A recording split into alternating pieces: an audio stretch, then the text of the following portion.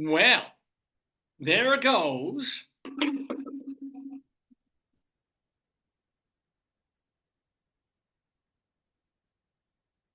the Daverhood.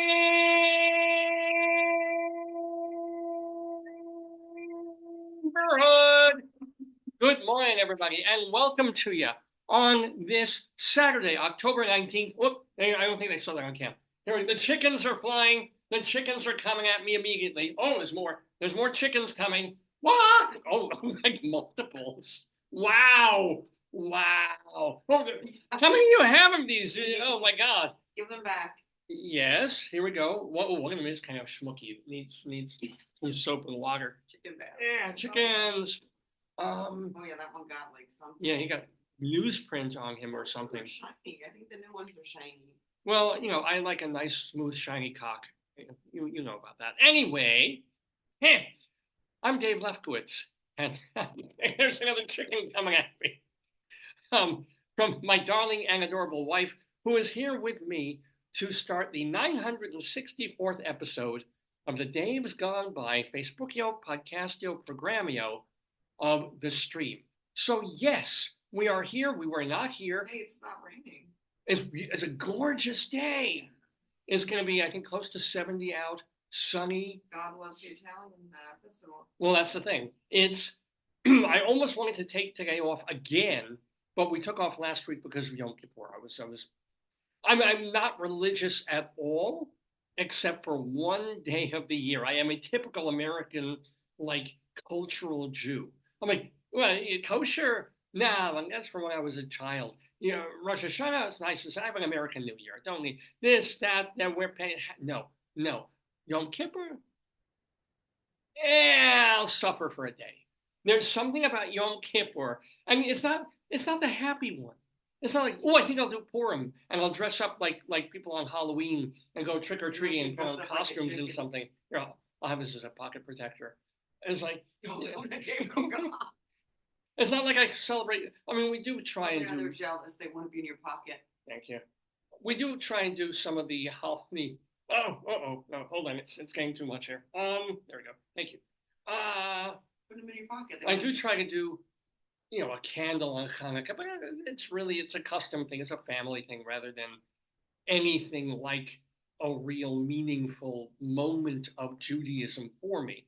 It's more along the lines of, I did this when I was a kid. It's cute. It's fun. Let's light a candle. I mean, it's almost more, Hanukkah is almost more performative. It's almost more to show I want somebody looking through our window to see a candelabra and know Jew lives here. Proud American Zionist Jew lives here, right? But Yom Kippur is personal. Yom Kippur is like, I don't go to temple, but I fast. I don't eat, and I've been doing this since I was probably 10 years old or something like that. It's just only after your bar mitzvah, or you do before? I don't think you're supposed to, but I think you try when you go into Hebrew school. You miss one meal one year, then you miss two meals together. You build up to it. You skip breakfast when you're 10, and then because really you don't miss a dinner. Honestly, you have dinner the night before, and then 24 or for Americans just 25 hours goes by. Don't even get me started on the extra hour because that's screwed up beyond anything. It's like you in time change. Oh yeah. Not talk about. I heard they're going to get rid of standard time change. When? Finally. Here. Yeah. But let me talk about Yom Kippur because it's sort of like it is that one day. You're spitting all over it. My phone spit on. Jesus. And it's this one thing where what I'm gonna do this, and it's not gonna be like a happy thing, but at the same time I'm not so introspective. My wife always asks, well, what are you atoning for? I'm like, none of your business. Yeah, she can make a list. But honestly, it's more about I'm not going to work. I'm not going to spend money. I'm not going to go on a car, a bus, a train, a boat. Blimp. If someone sent a blimp for me, I might go on that just because. There's no actual steam powering it or something. It's just up in the air flying. So maybe. But it's one of those days. I'm not sitting there beating my breast or my wife's breast because she would scream. And I'm not there going like, what did I do wrong? How can I make amends? What do I talk? It's more along the lines of I just have a day of like peace where I'm not doing anything, any work. I'm not doing anything creative either. I'm sparing myself this thing of like, well, let me work on a play or a book or something like that. It's not a day, but I'll watch TV, or I'll watch movies. My favorite Yom Kippur ever was many years ago now when I was just home and I had back in the day it was like a VCR or something with like black and white TV, and I just watched Buster Keaton movies for hours. I just put on Buster Keaton, Oh, you and also want to talk about the. yeah, about the moon. Yeah, I put on the movies and I just kind of watched. And yes, it is work to take a VCR thing, pop the tape in, press the button. An Orthodox Jew would be like, "You're going to hell." Don't care. Don't care. For me, that particular holiday was about Buster Keaton. This one, what did I do? This one was weird. I was just tired, and I spent a lot of the day in bed, drifting in and out of sleep. And I don't know why. It's not that I've been terribly You do underslept. that every day. It's true. That's not anything new. That's your life. Eh, Half the time I can't find you, I look in and you the bedroom door shut and you're schluffed. yeah, or trying to sleep. Yeah, yeah, yeah. And but on Yom Kippur, it was weird. I get a little rest in the morning. I get up, putter around a little, not eat, not do anything, but then go back to bed, then half sleep, and then we went for a walk late that afternoon, just because we both had the day and it was a Saturday, and wanted to just do something. Yeah, Because we're in and the weather was nice. beautiful. We took a nice walk. In fact, it was warmer than we expected, and we didn't think to bring water. Yeah, yeah, because the house was cool and we went outside and that's true. Yeah. And actually, I always bring it. so we forgot, we didn't think. So, because we haven't been for a walk in a long time. So we went walking, which was nice, except then I really felt Yom Kippur because I don't eat, I don't drink any fun beverages, but I will have water. I don't believe in, it's a go. One of the things about Judaism is you don't do things that will harm your health. So if you are sick, you are supposed to eat on Yom Kippur. And the most Orthodox Jew, if they're sitting in bed ailing or in a hospital, they eat. And I think that's a beautiful idea of Judaism. It's like, well, your health comes first, and then we can worry about atoning and God and everything else. So for me, we're walking and I'm schwitzing and I'm this, and I'm like, my God, I'm really thirsty, starting to get a headache, and not really dehydrating because I can go a while without even in the sunshine. But I was like, okay, this is my Yom Kippur suffering. And then I spent the rest of the holiday, which was only like 2, 3 more hours, with a bit of a headache. But boy, soon as that came down, not 25 hours, my friends, 24 hours, and not even because I kind of waited the night before, had some food, even after the sun had pretty much gone down. Because for me, when they say when is sunset, right? What time is sunset? You look on the calendar, sunset starts now. I'm like, no, sunset is when you can't see anything in the sky anymore, which is probably a half hour later than the official calendar standard time sunset. I was like, I see there's a bit of light on. I can make out the outline of that building without the street lights. By gosh, it's still daytime. Let me have a little Hershey bar. And then dark is dark, and then dark is dark. Just water, just doing nothing, just hanging. And I can't say it's a day that I look forward to, but it is. Well, I do because every Jew wants to lose a pound or two. I always figure, I might just drop half a pound if I don't go crazy after the holiday. But it was good, I don't mind doing it every year. There'll probably be a time once I hit 65 or something, and I'll be like, Is there I'll an age do when you're absolved? 20 hours. Health, and I think maybe over a certain age, they say you should not, or you should eat.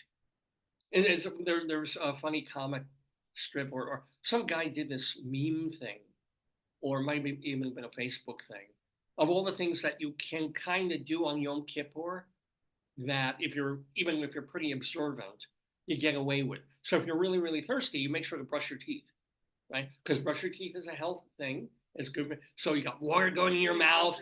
Yeah, it's nice and minty. Yeah. My wife just said, brush your teeth with brisket. But even it's that moment where, oh, I'm so thirsty. I'm so my mouth, myself dry. Let me do something healthy. I'll brush my teeth. Oh, I gotta take my medicine. I can't skip my medicine. I'm gonna take a Tylenol. You have a headache, you take a Tylenol. Well, that's a reason to have a full glass of water. So there's cheating, and then there's cheating, if you will. But so that was the reason I was not here, not doing this program last week, because all day from Friday night into Saturday evening, nope, I'm off the grid, sort of, off the grid watching TV and lying around reading. I also read a bit of a book, and that was it. And so, it kind of sucks that I had to miss an episode of the program to do the holiday, but also it's nice to do the holiday sometimes. But now I'm back. Pardon me. Have been back for the week. Oh, excuse me. And then today, later in the day, we're thinking of going, may or may not go, but we're thinking of going to a rare event near where we live. I can't say that it's particularly rare because we live only about a mile and a half or two from the state fairgrounds, which is this giant field with barns and stables. And sometimes they have a horse race. Sometimes they've got, every weekend, they've got something coming in, like Native American Powwow Day or Repticon, which is this thing where people from all over America bring reptiles and amphibians to sell and market. And so and they even have a live stream guy. We were watching this a couple of weeks ago. Which was? Live stream guy. Did he say that? Why? No. The claw frogs were banned for a while, but no, they had a live stream guy this year, and basically he was doing auctions and taking bids and sales. Were they lizards or what were they? There were Gila monsters, or gecko. There were geckos, weren't they? Or newts? No, they weren't newts. Lizards. I think they might have been like small little lizards, and it's amazing. The unsexed ones were cheap. Like you could get with indeterminate gender. That was so much cheaper. Yeah, but if you knew that the gender was a female, I guess if you were a breeder. From dating. Yeah. Or this is definitely a male. We can see the little. Then it was suddenly like $300 for a stupid little lizard. And they would put on and you watch it crawl around. And then they going once, going twice, and sold. And people would be bidding on geckos and monitor lizards and things. And I guess they do this on a larger scale over in the fairgrounds, like about a mile and a half away. I'm always curious about it because apparently whenever we hear like loud thumping music playing and fireworks, which is rare. It's Repticon. Yeah, it's Repticon. It's like people from, it's not July 4th even. July 4th is relatively quiet here. But we hear like big thumping, boom, boom, boom music coming from the fairgrounds. And it's like, oh, the reptile people are in. Tell people the loudest. Gotta love them. Gotta love them. And they also have other things at the local fairgrounds. They would have horse racing, and we missed it because we're just not these kinds of people. But for 3 weeks, we had the Maryland State Fair in the fairgrounds. That's what it's there for. And big carnival rides, which would make me throw up and give my wife a headache. So we avoid that anyway. Cotton candy, which I don't eat. I mean, it's just all these things to sort of look at other people having fun and things that we don't find particularly fun. But I do want to, at some point, we even went one time. In the 13 years we were living in Greeley, Colorado, my wife and I went to the Greeley Stampede. Right? We went to a parade once, of the July 4th parade, but to go actually to the fairgrounds where they had the Stampede. And we watched this rather pathetic but fun rodeo thing where they had the guy riding the bulls and the clown who was singing on a big Heineken, an inflated Heineken can. Oh, gosh. It was kind of sad but beautiful. Anyway, a harking back. You want your tea? No, I got one, but thanks. So, a harking back to old times. So I'm glad I did it once. I would not have really wanted to go back to the Stampede year after year after year, even to support the community. It just wasn't my thing, but I was thrilled to go. We saw what do they call that? Pig racing. Pig racing. Mutton busting. Yes, children like running sheep, trying to wrangle sheep. Children trying to wrangle and have sex with sheep. No, they weren't. They weren't trying. Well, the sheep were trying to have sex with them, but they was were basically trying to take the sheep and like untie them. But children couldn't do that to cows. Yeah, because 8-year-old boys trying to like hog tie a sheep. It was, or you should sheep tie a hog. One of the other two. I thought it was fun, and I like kind of walking around. And they also had what we call the art, folk art. They had a place you could go and buy. We didn't buy anything, but posters and prints and paintings of the West. Oh yeah, remember they had a whole building devoted to that stuff. I loved it. I really, really enjoyed it. So we didn't go to the state fair again. This is our third opportunity. We missed it. Sorry, I don't. But today, nearby in a town called Towson, which is a fairly reasonable commute from where we live, they're having Italian Heritage Day. They don't call it Columbus Day anymore because, oh my God, poor, nasty bad Columbus, right? Or perhaps probably Sephardic Jewish Columbus. You can't really celebrate him anymore, and legitimately what he did to Native Americans and so forth, indigenous peoples, the First Nations. I just want to check one thing here. What's wrong? I just want to make sure that. Your guest. Yeah, I want to make, now it occurs to me I want to make sure I told the guest the correct time, but I'm almost sure I did. They can't write back to you, David, in the chat there. Oh, they can't. Oh, okay. No, but she. room. I think she went away. She sort of knew waiting- she could log on. In the waiting room, they one time in the waiting room they do it. Yeah, no message.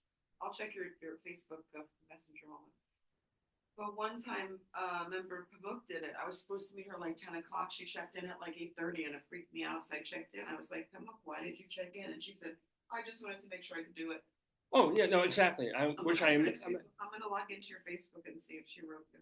Yeah, hold on. I'm gonna check here also. Sorry, folks. Just give me a mo. La la la. Yeah, no, we had the correct time. So she just logged in early, but she went away, and I guess Lisa Faith. that is correct. Yes. So I'm gonna just read her text. Okay, I'm gonna say, I saw you in waiting room. See you at 10, right? Yeah, that's perfectly fine. Or she may still be there. She's still in there. So that's great. She knows. She knows. Sorry, folks. We do have a guest in the Daverhood coming in to join us at 10 o'clock with Rabbi Saul Solomon. Just wanted to. It just struck me like, oh, I thought we lost her, but she's there and waiting patiently while I go through all this important stuff that I'm telling you. Say looking forward to seeing you. Absolutely. Yes, absolutely. I'm gonna do what? Okay, so this is what Iskandar used to do. 10:00. So Yeah. like I used to tell him, what time is your bedtime? He'd say 9:00. So I would say 9 o'clock. He'd say yeah. So I put 10:00. Normal. Super duper duper. See you today at 10. Looking forward to seeing you. Perfect. I chatted. Perfect. So we have this Italian festival happening here, or a couple of towns away in Towson, which essentially is going to be Italian food from vendors, probably terribly overpriced, but still things like, I hope, cannolis, ceppalis, maybe a slice of tiramisu or not, maybe pasta. I don't know. Pasta is not really good walking food. It's not the kind of food where you want to sit, stand around going from place to place trying to twirl things onto a fork. It's a mess waiting to happen. I like pasta. I mean, know, they're not gonna serve pastina, but maybe they'll serve like ziti or something. I don't know. Oh, yeah, maybe something I don't thicker know. where it isn't noodles. Maybe they'll have cacio e pepe. Oh, look at What? Dave Shore looks so happy. Yeah. Look at that. So maybe they'll have all sorts of things like that. They're also going to have probably your usual awful fare stuff like children face painting, I don't know. which grosses me out. Oh, they have that and the sausage eating. Yeah, the sausage eating. There's going to be a sausage. Why don't you predict what you're going to eat here? Make a prediction. I predict I'm going to want to eat a lot of different things, and then I'm going to see the prices, and then we'll wind up getting a bagel instead. That's what I predict. I mean, like $14 for street pasta? Are you out of your mind? $10 for a cannoli? Are you losing your nut? I'm like, the hell with you. Yeah. And then I'll go buy a cannoli at Wegmans or something. But I want to know. I want to see what's there and how many vendors they have and what they're selling. And because like in an Irish festival fair, they have sweaters, right? And they have certain jewelry things of the clover leaf, have you will, and rosaries for. I mean, I don't need a rosary. The friendship ring with the two. Oh, the clada, yeah, I thought you said clado, yeah. No, I don't know. The clada ring, yes. I don't know how to say it. You know my pronunciation. But what would they for an Italian festival like a knuckle dusters and a gun? No, they might have like a lot of saints, rosaries, like think the Vatican. Oh yeah. Signs are, that kind of stuff. They probably have shirts that say "Kiss me, I'm Italian." Right, yeah. And the flag, the green, red, whichever is going to now fucking mistake for Palestinians. Oh, people know the difference between flags. Oh no! Did you see they had this woman? What? This is hysterical. True story. They covered. Of course, they covered this in the New York Post. There was this moron, this woman who was in. I don't think it was in New York. I think might have been in California or somewhere, where she, freaked out because she saw the Jewish flag flying. She saw the blue and white flag flying outside a restaurant thing, and she started like pulling it down. All these Israeli flags, and then the people on the street started screaming at her. She was like, "You idiot! This is the Greek flag. It's a Greek restaurant. It's blue and white, but it's got nothing to do with Israel at all." And she was like, "I'm just taking the flags." Like, we need to get I mean, I don't know. I think as a child I was tortured. Like I had to know the state capital of every state and how to spell it. We were like drilled on multiplication. I think that's not good either.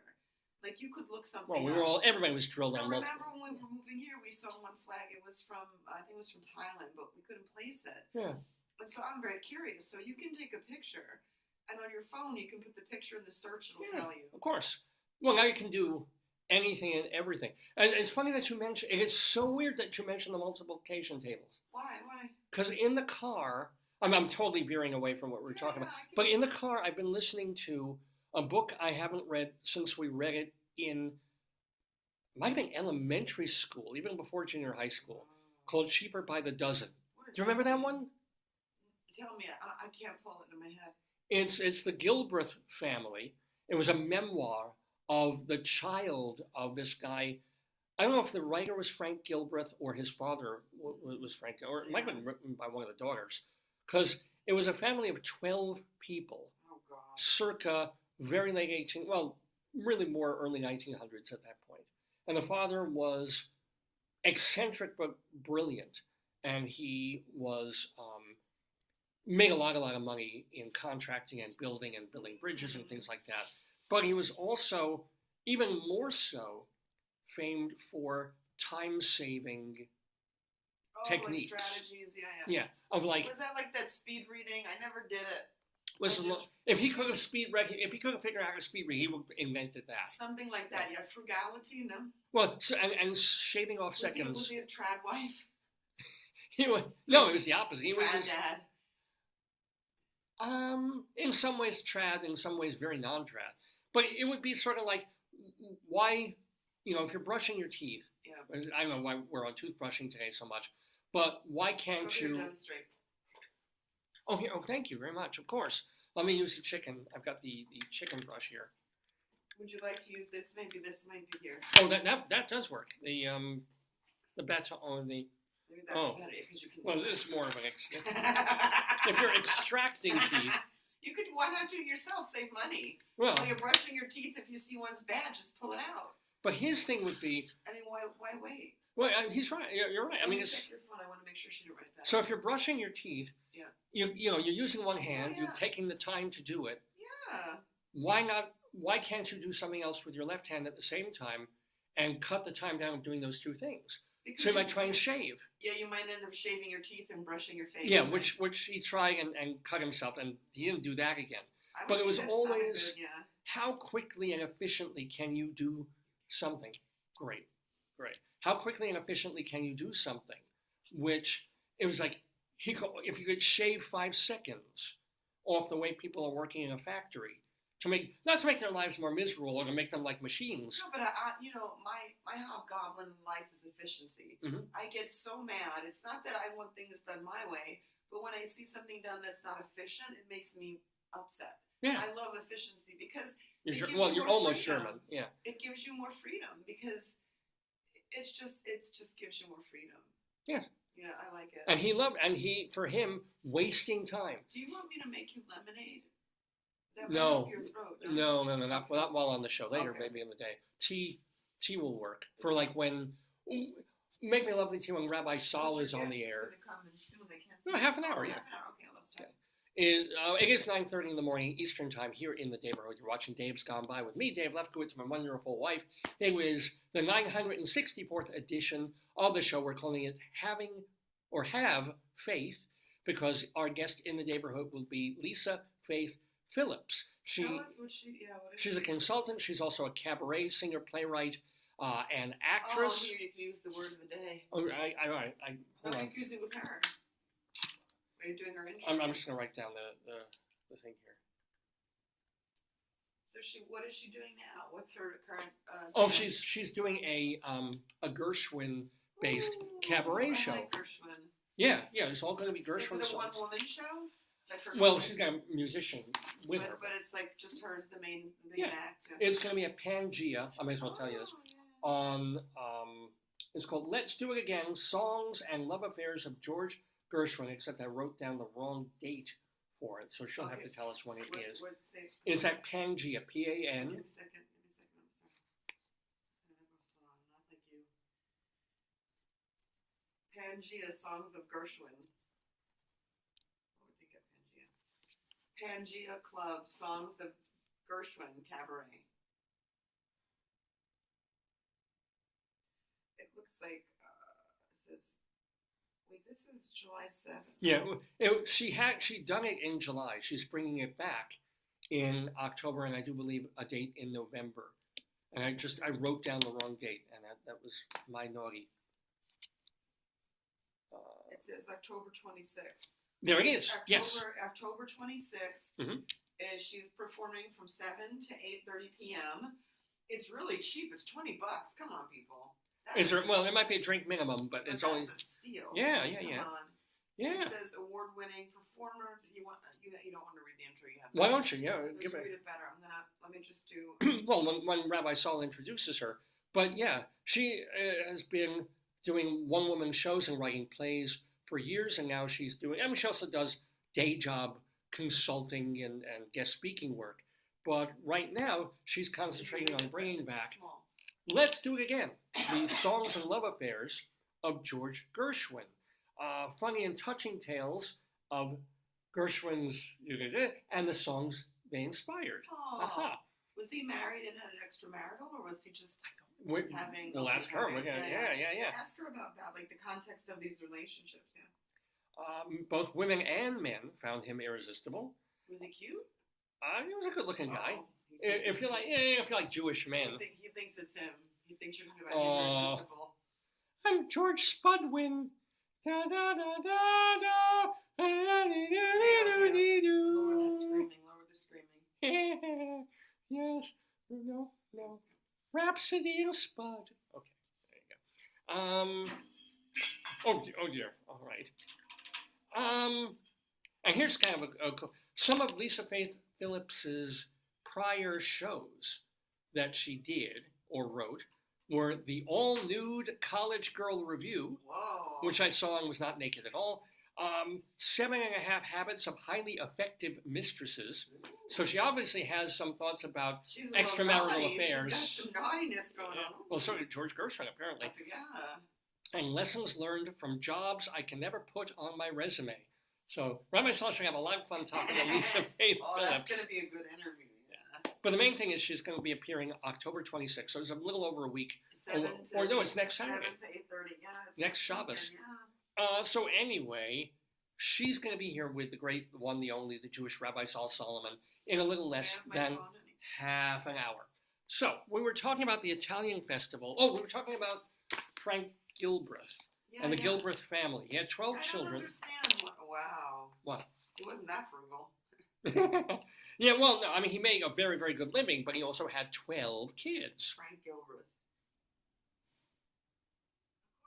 Is this him? Frank Bunker Gilbreth was an American engineer, consultant, and author known as an early advocate of scientific management. Yep. Pioneer of time and motion studies, yes. So Frank was the dad. And there's a chapter that and it was tough because I was listening to it in the car. I like him.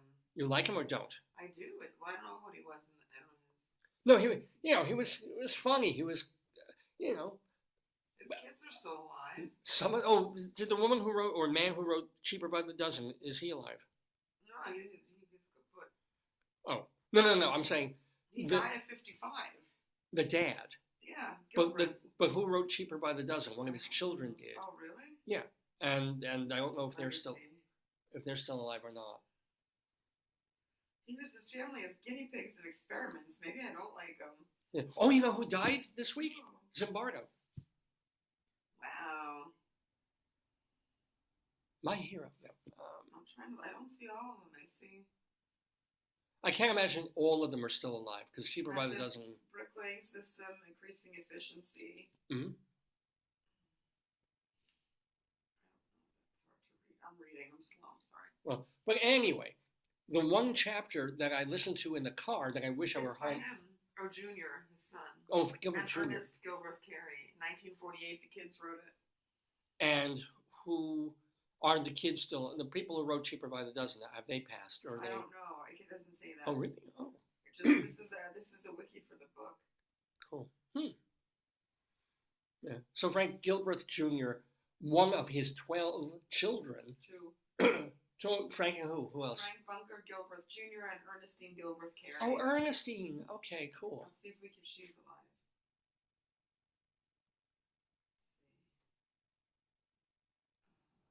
She's dead in 2006 at 98. Whoa. And the brother, he was older. So he passed, I'm sure. Yeah, in 2001, yeah. So I'm sure there are tons of grandkids and great-grandkids, I'll betcha. Because he had this enormous family, and a lot of the book is about them packing 14 people into a car to go around the neighborhood, and it's like, that's quite a lot of kids you have there, and he'd go, yep, I get them cheaper by the dozen. Oh, that's cute. Yeah, he loved it. He loved the kids. Yeah. He loved being the center of attention. Oh my God, there's an unbelievably adorable bird in the tree. Oh my God, there's an unbelievably adorable. Is it that little bird? He's a little baby bird. I'm sorry, folks, for. I can't see him, but This whole show is about distraction. But look over there. Look. Can you see him from up? But but I trust you. I've seen them. They're gorgeous. Oh! This tree house is. Show chicken. I'll tell you, this tree house is the most beautiful birds. Yeah. Yeah. Oh, he's adorable. He's so sweet. He's got a little white belly and a little gray body. Anyway, so there goes one of your probably pieces falling off something. Did you see my stare of death? Yeah. So, but this chapter in the book that I've been listening to in the car, that I kind of had to do mental arithmetic while I'm trying to drive in my head, was that because he was about time and motion studies and saving time and figuring out ways to do things quickly and also somewhat differently in the days before pocket calculators, in the days before computers. You good? he figured out a way to multiply two-digit numbers by each other, and he just sort of came up with it.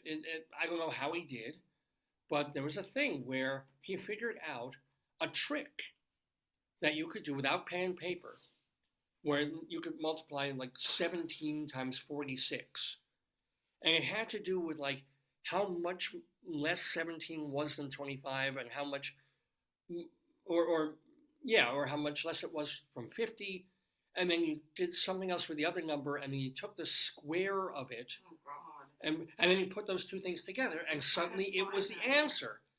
It's the nuttiest thing. But I'm sitting there listening to that. You're talking about the multiplication tables. Yeah. And the main thing is you had to know the square roots. You had to memorize what the square roots of everything were up till 25.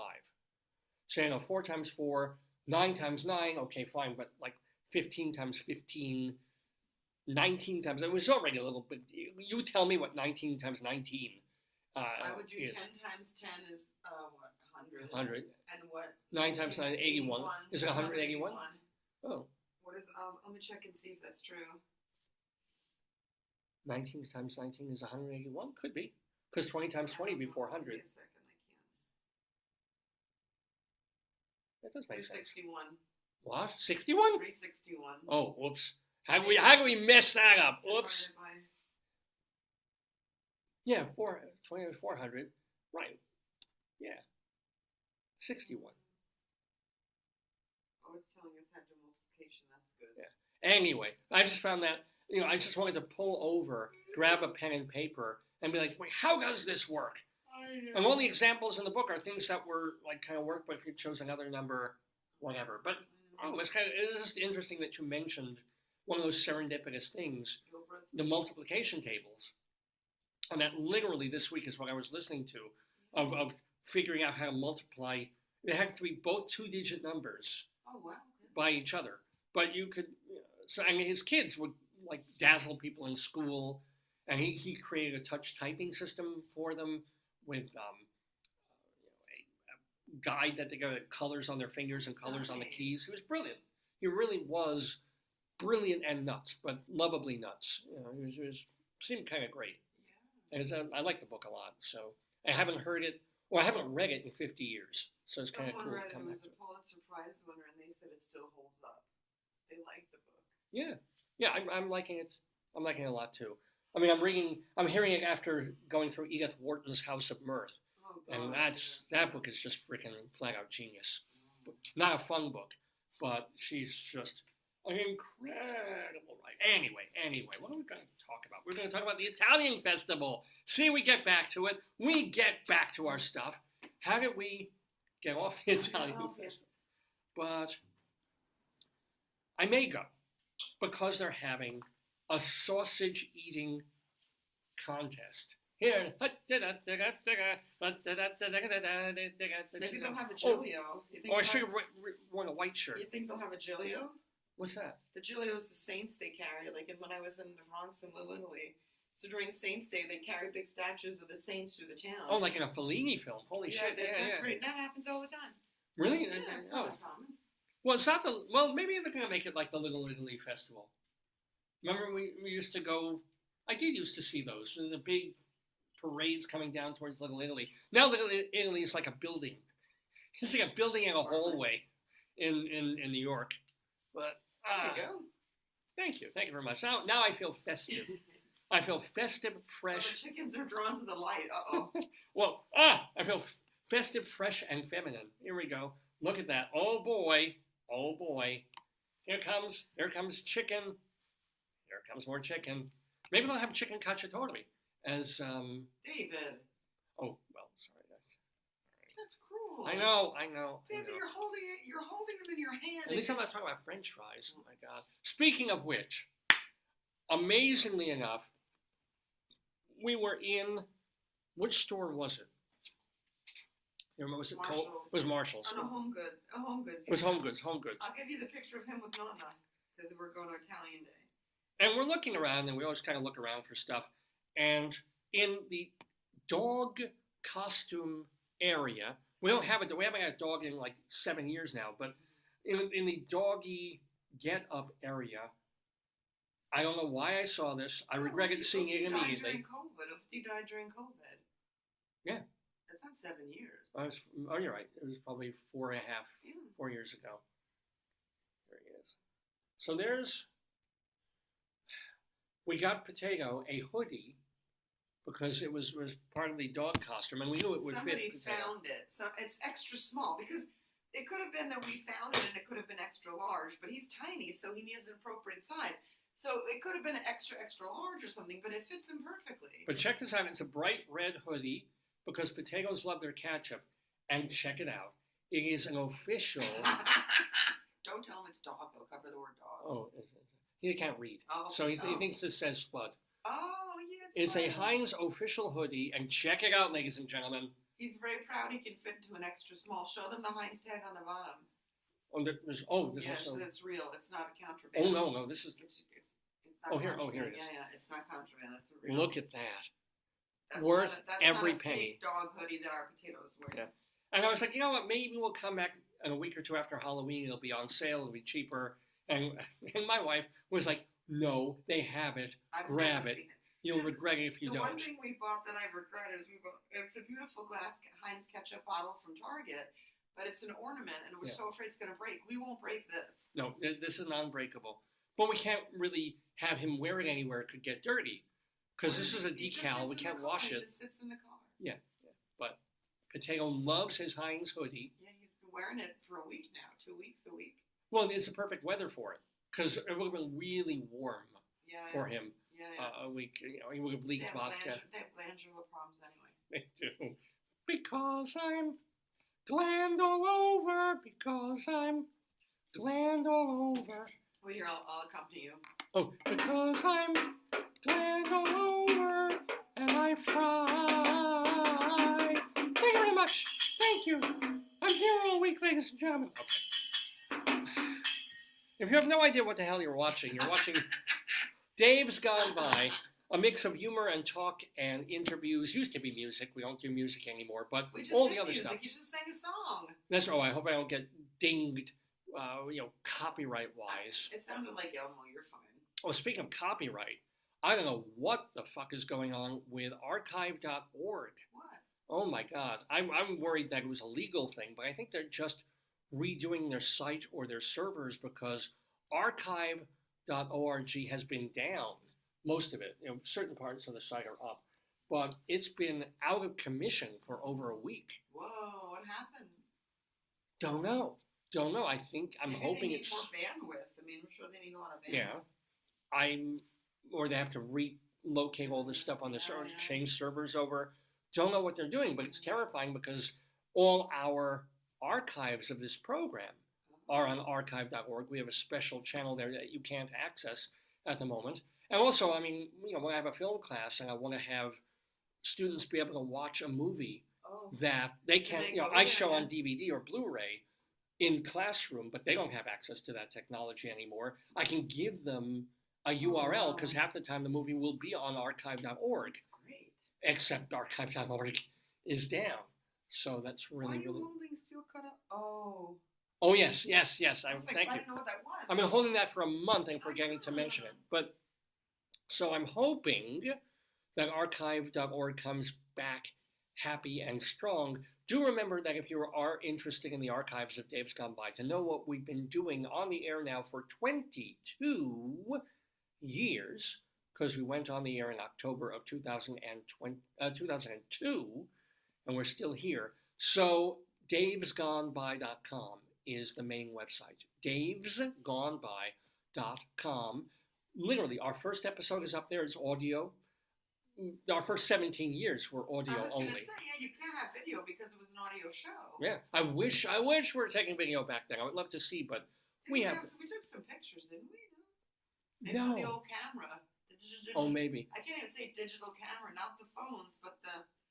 On davesgoneby.com, you will see there's a picture there of me that was taken the day... It wasn't the day I did my first show. I think it was the day that I went down to, at that point, Lansdowne Avenue in Limerick, Long Island, to make the deal to do the show. And you have a picture of me Oh, I standing did. by Yeah, the that wall. was when I took it. Yeah. Yeah. So that was back in 2002, Wow. a couple of weeks before we started the show. Wow. But pictures of me at the console, we don't have those. Well, I think we probably have them on the. Remember when I was at my prior school? The secretary helped us get that camera, that digital camera that was great. It was. Oh, yes. I don't know if we find the camera. I'm sure we have. Or, well, if we find hard copy, because back then, were we still taking hard copy pictures, or? I don't know, babe. Maybe. I'm not sure. Yeah. Well, if it was a digital, and then we upload the picture, but I don't know. It'd How be did we great. save that first one? That might have been Print? it might have been a print picture. I don't know. I'm glad we took it. Me too. And I'm very glad now you can go back about 6 or 7 years of video of days gone by. You see my hair getting lighter and lighter and less. The beard, this beard used to be like black here with a little white. I watched the student film you were in. You had a little bushy hair. I was a you were like kid. a baby. I was. You were like the little guy on that cartoon series. I mean, that was 40 years ago. That was 1985. I think. You were so cutie, the cutie you were. You were so cute. I'm a little cutie. So, what am I saying? Have you lost your mind? Probably. I probably have. Oh my God. Oh, cutie. So anyway, davesgoneby.com for the archives. Usually archive.org if they get them back up, but not this week for sure, not right now.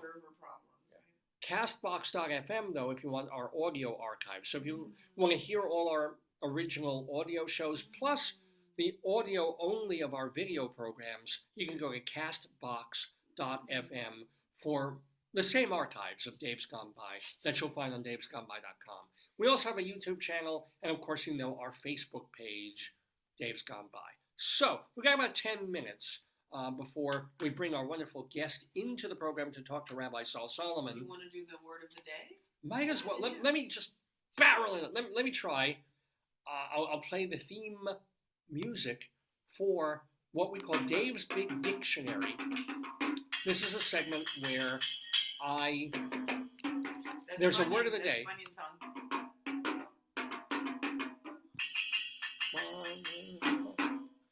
No, but you know the Dave's Big Dictionary music. It goes like this.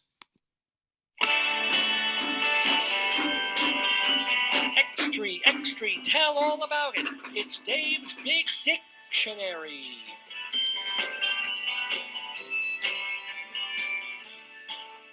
So the idea of Dave's Big Dictionary is to have a random word, and we used to go through poking through the dictionary randomly and looking for the word. But now Merriam-Webster does it for us. They pick a word of the day. And today's word, according to Merriam-Webster, is I'm going to need my glasses for this. Let's open this up. It's appreciable. Interesting, cool, pretty cool word. Appreciable, which describes things that can be perceived or measured. And that's the one and only real definition that they give. Really? So, for example, here's a quote from Business Insider. Quote, digital transformations have made an appreciable impact on society. Whether guidance or subtle suggestion, technology influences our everyday decisions. So again, it's something that can be perceived or there's been an appreciable increase in something. It is quantifiable, if you will. And also kind of cool, this is my favorite part of, they give a bit of derivation of etymology of the word. If you assume that appreciable means able to be appreciated, we see you and we appreciate you. But you're wrong. You've got a good eye for word families, though. Appreciable does indeed share an ancestor with the word appreciate. But it does not describe things that are worthy of gratitude or admiration for their value, just things that are noticeable or measurable, like an appreciable difference between two shades of green. Okay. Cool. Appreciable comes via the French from the late Latin verb appreciare. Why am I trying to be French? Appreciare, to appraise or put a price on. Yeah. and or like prêt. Well, that's to put. Pret-a-porter? I think I'm wrong on that. And is one of several English adjectives that are applied to something that can be detected, felt, or measured. So, like, I met this girl and I appreciated her boobs. You might say that. Let's see. When it comes to vocabulary, it's hard to put a price on having an abundance of options. I don't even know. But here we go. Let's try what the hell. My job in what we call Dave's Big Dictionary is to use the word appreciable or talk about it, whatever it brings to mind. So to check that an appreciable difference or something that is measurable or quantifiable. So you could do if there's an appreciable difference between the two potatoes. Here we go. Is there, Here we go. is Well, there- it's going to be hard to say. Is there an appreciable difference? Well, one is wearing a hoodie. So that's right there. Oh, better yet. One of them is not like the Is there an other. appreciable difference between the guy with the bald head and the bow tie in all the images? Oh my. I see an appreciable difference in when he has sunglasses. There you well, See, yeah. he has It's measurable sunglasses, measurable. Why does he have sunglasses? Okay, it's outside in the sun. Look at him. Yeah, actually, I think those glasses, if you look at them, they are tinted. If it goes outside with those glasses, you can see they're kind of brown. See, They look. turn. So they're the appreciable difference. Yeah. Or maybe is he wearing different bow ties in the photos? Oh, is he? No, it's No, one day. they took those on the same day. Same Should've photographer, switched out same the day. bow tie. Yeah, something about bow ties. Yeah. I guess people like it to give them interest, you know? Like there was the demographer, German demographer, and he used to always wear red socks, and that was like, ha ha ha, there's, so and so. Like, it's just funny, right? That's like people want to trademark, Oh, right? for sure. For sure. I was always this brings up what I want to talk about, the barefoot critic. I was the eccentric guy who took his shoes off in the theater when the first act started. Because I'm sitting there for 2.5 hours, I want to be comfortable. It's not bothering anybody. I'm taking off my shoes. I want my little feet with my bunions to have wiggly room. On the public access TV with Charlie, Yeah. and you took it off during that show. It's a barefoot critic, Why not? What did it get people in a tizzy for? But the critic thing is where I want to go with this, because I was a theater critic I still am, for many, many years. And I founded a magazine called This Month on Stage, where it started as This Week on Stage and then became This Month on Stage. And the whole thing had reviews that I was writing and also reviews from all over the country, all over the world, dozens coming in every month, right? So, Yeah. and I would ask the writers to not only write the reviews and give all the information about the show, but to put a rating on their review, like from 0 to 4 stars. Oh, wow. And in 1/4 star increments. So that was the main thing. It's kind of like you could glance at the number of stars the show had, because there wasn't a lot of room. They didn't have like 500 words. You got 100, 200 words. Boom, boom, boom. There were capsule where we're offering these reviews. So some of the work for the reader of quantifying what the writer thought of the play or the musical was in seeing how many stars it got. Kind of saved time in a Gilbrethian sort of way. So there was a difference. There was a quantifiable difference. And I actually had this in every issue of the magazine between, say, a 3-star play and a 3.25 star play. Because the 3-star was good. It's worth seeing. You're not going to have a bad time, but you don't necessarily have to run out and see it. It just means that you won't have wasted an evening going to see it. It will be worth your while. 3.25 is the nudge up to the next level. 3.25 is, you should see this. If you have to buy tickets, buy tickets. This is more than worthy. This isn't just a decent way to spend your evening. This is something you kind of ought to see. And then the nudge up to 3.5 of like, you will be sorry if you miss this. It's not perfect. It's not 4 stars, but boy, oh boy, 3.5 stars. You're in for a great time, a moving play, a very funny comedy. Go and go and go. And then you get the apples and oranges idea of appreciable differences. It's like, how do you, if you're seeing 10,000 different shows of reviews, does this show that fulfills this level of stuff that gets 3 stars And this show that doesn't have any kind of those aspirations, but is good for what it is, gets 3 stars. Is it, how are you making that kind of balance? Robert Christgau has to do that all the time when he's reviewing songs or albums. Does this David Bowie album that gets 3 stars level off with this, obscure folk album that gets 3 stars in a different way? And yeah, of course you're going to listen to the Bowie album more, even though it's flawed and so forth. So anyway, I would talk more about the word appreciable, but there's an appreciable difference here between 9:59 a.m., which is what it is, and 10 a.m., because 10 a.m. is when we bring in our guest of the Daverhood today, Lisa Faith Phillips. She is an actress. She is also a songstress and a playwright, and she's going to be talking to the one, the only, the Jewish Rabbi Saul Solomon about her career and about her latest show, which is Songs of Gershwin. So without further ado or ado, please welcome the spiritual leader of Temple Sons of Bitches, Rabbi Saul Solomon.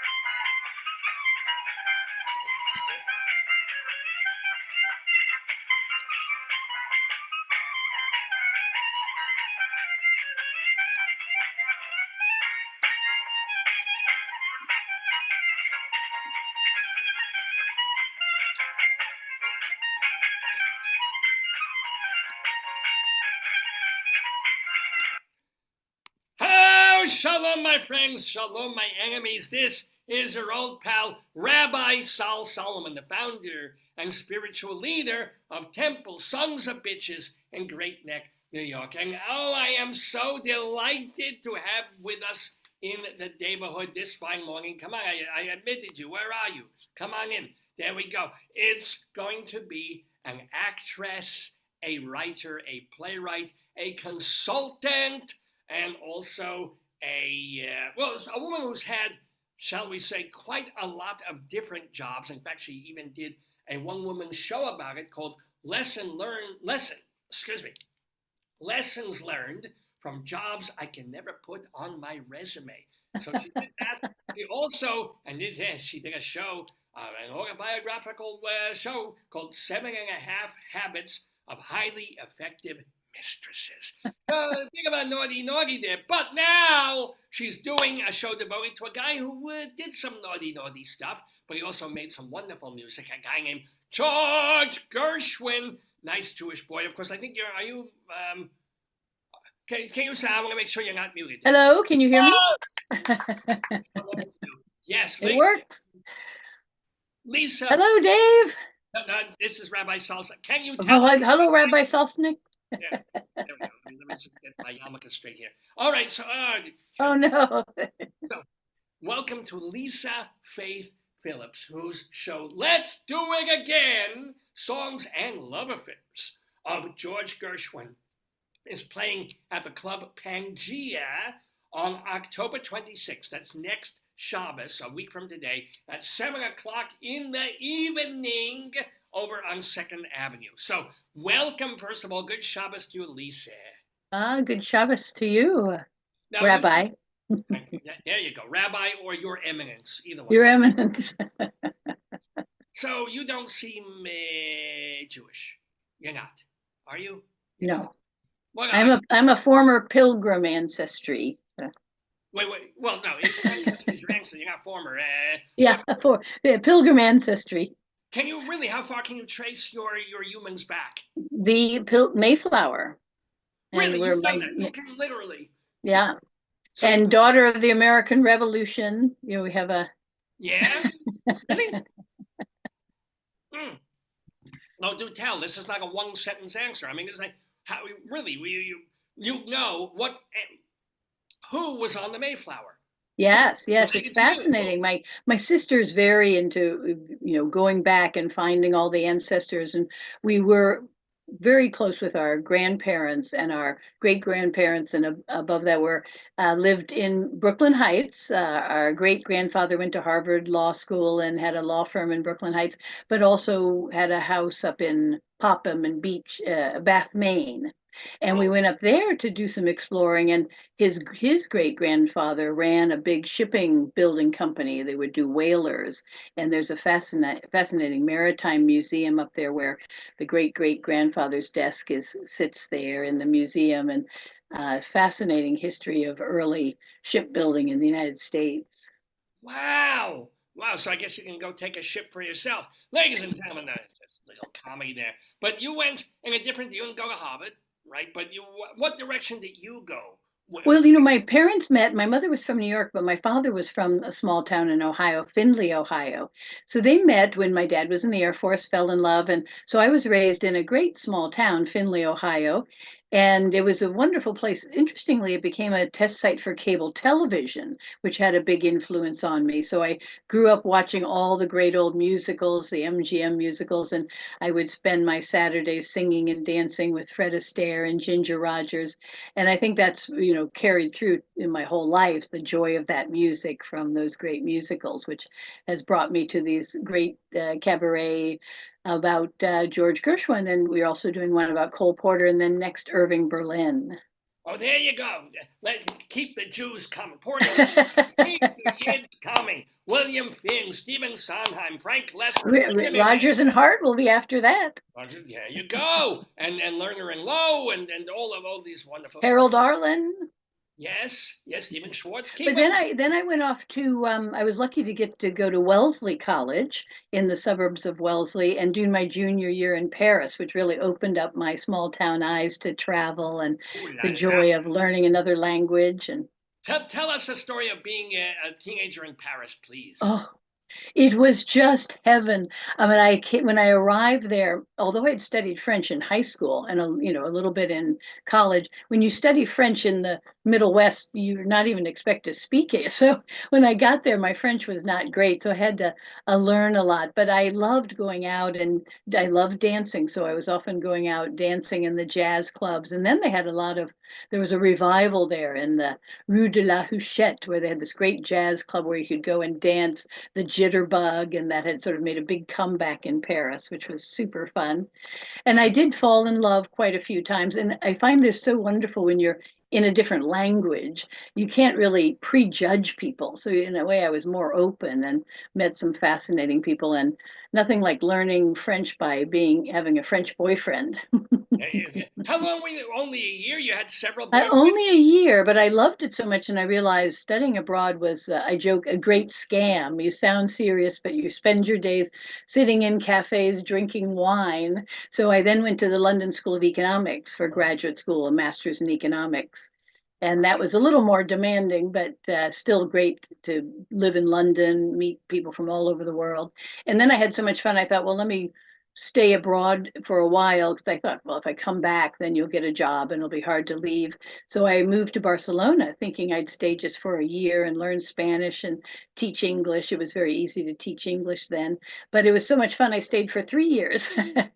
What a life, my God! And all the while you stayed abroad because you didn't have the sex change and turn into a guy.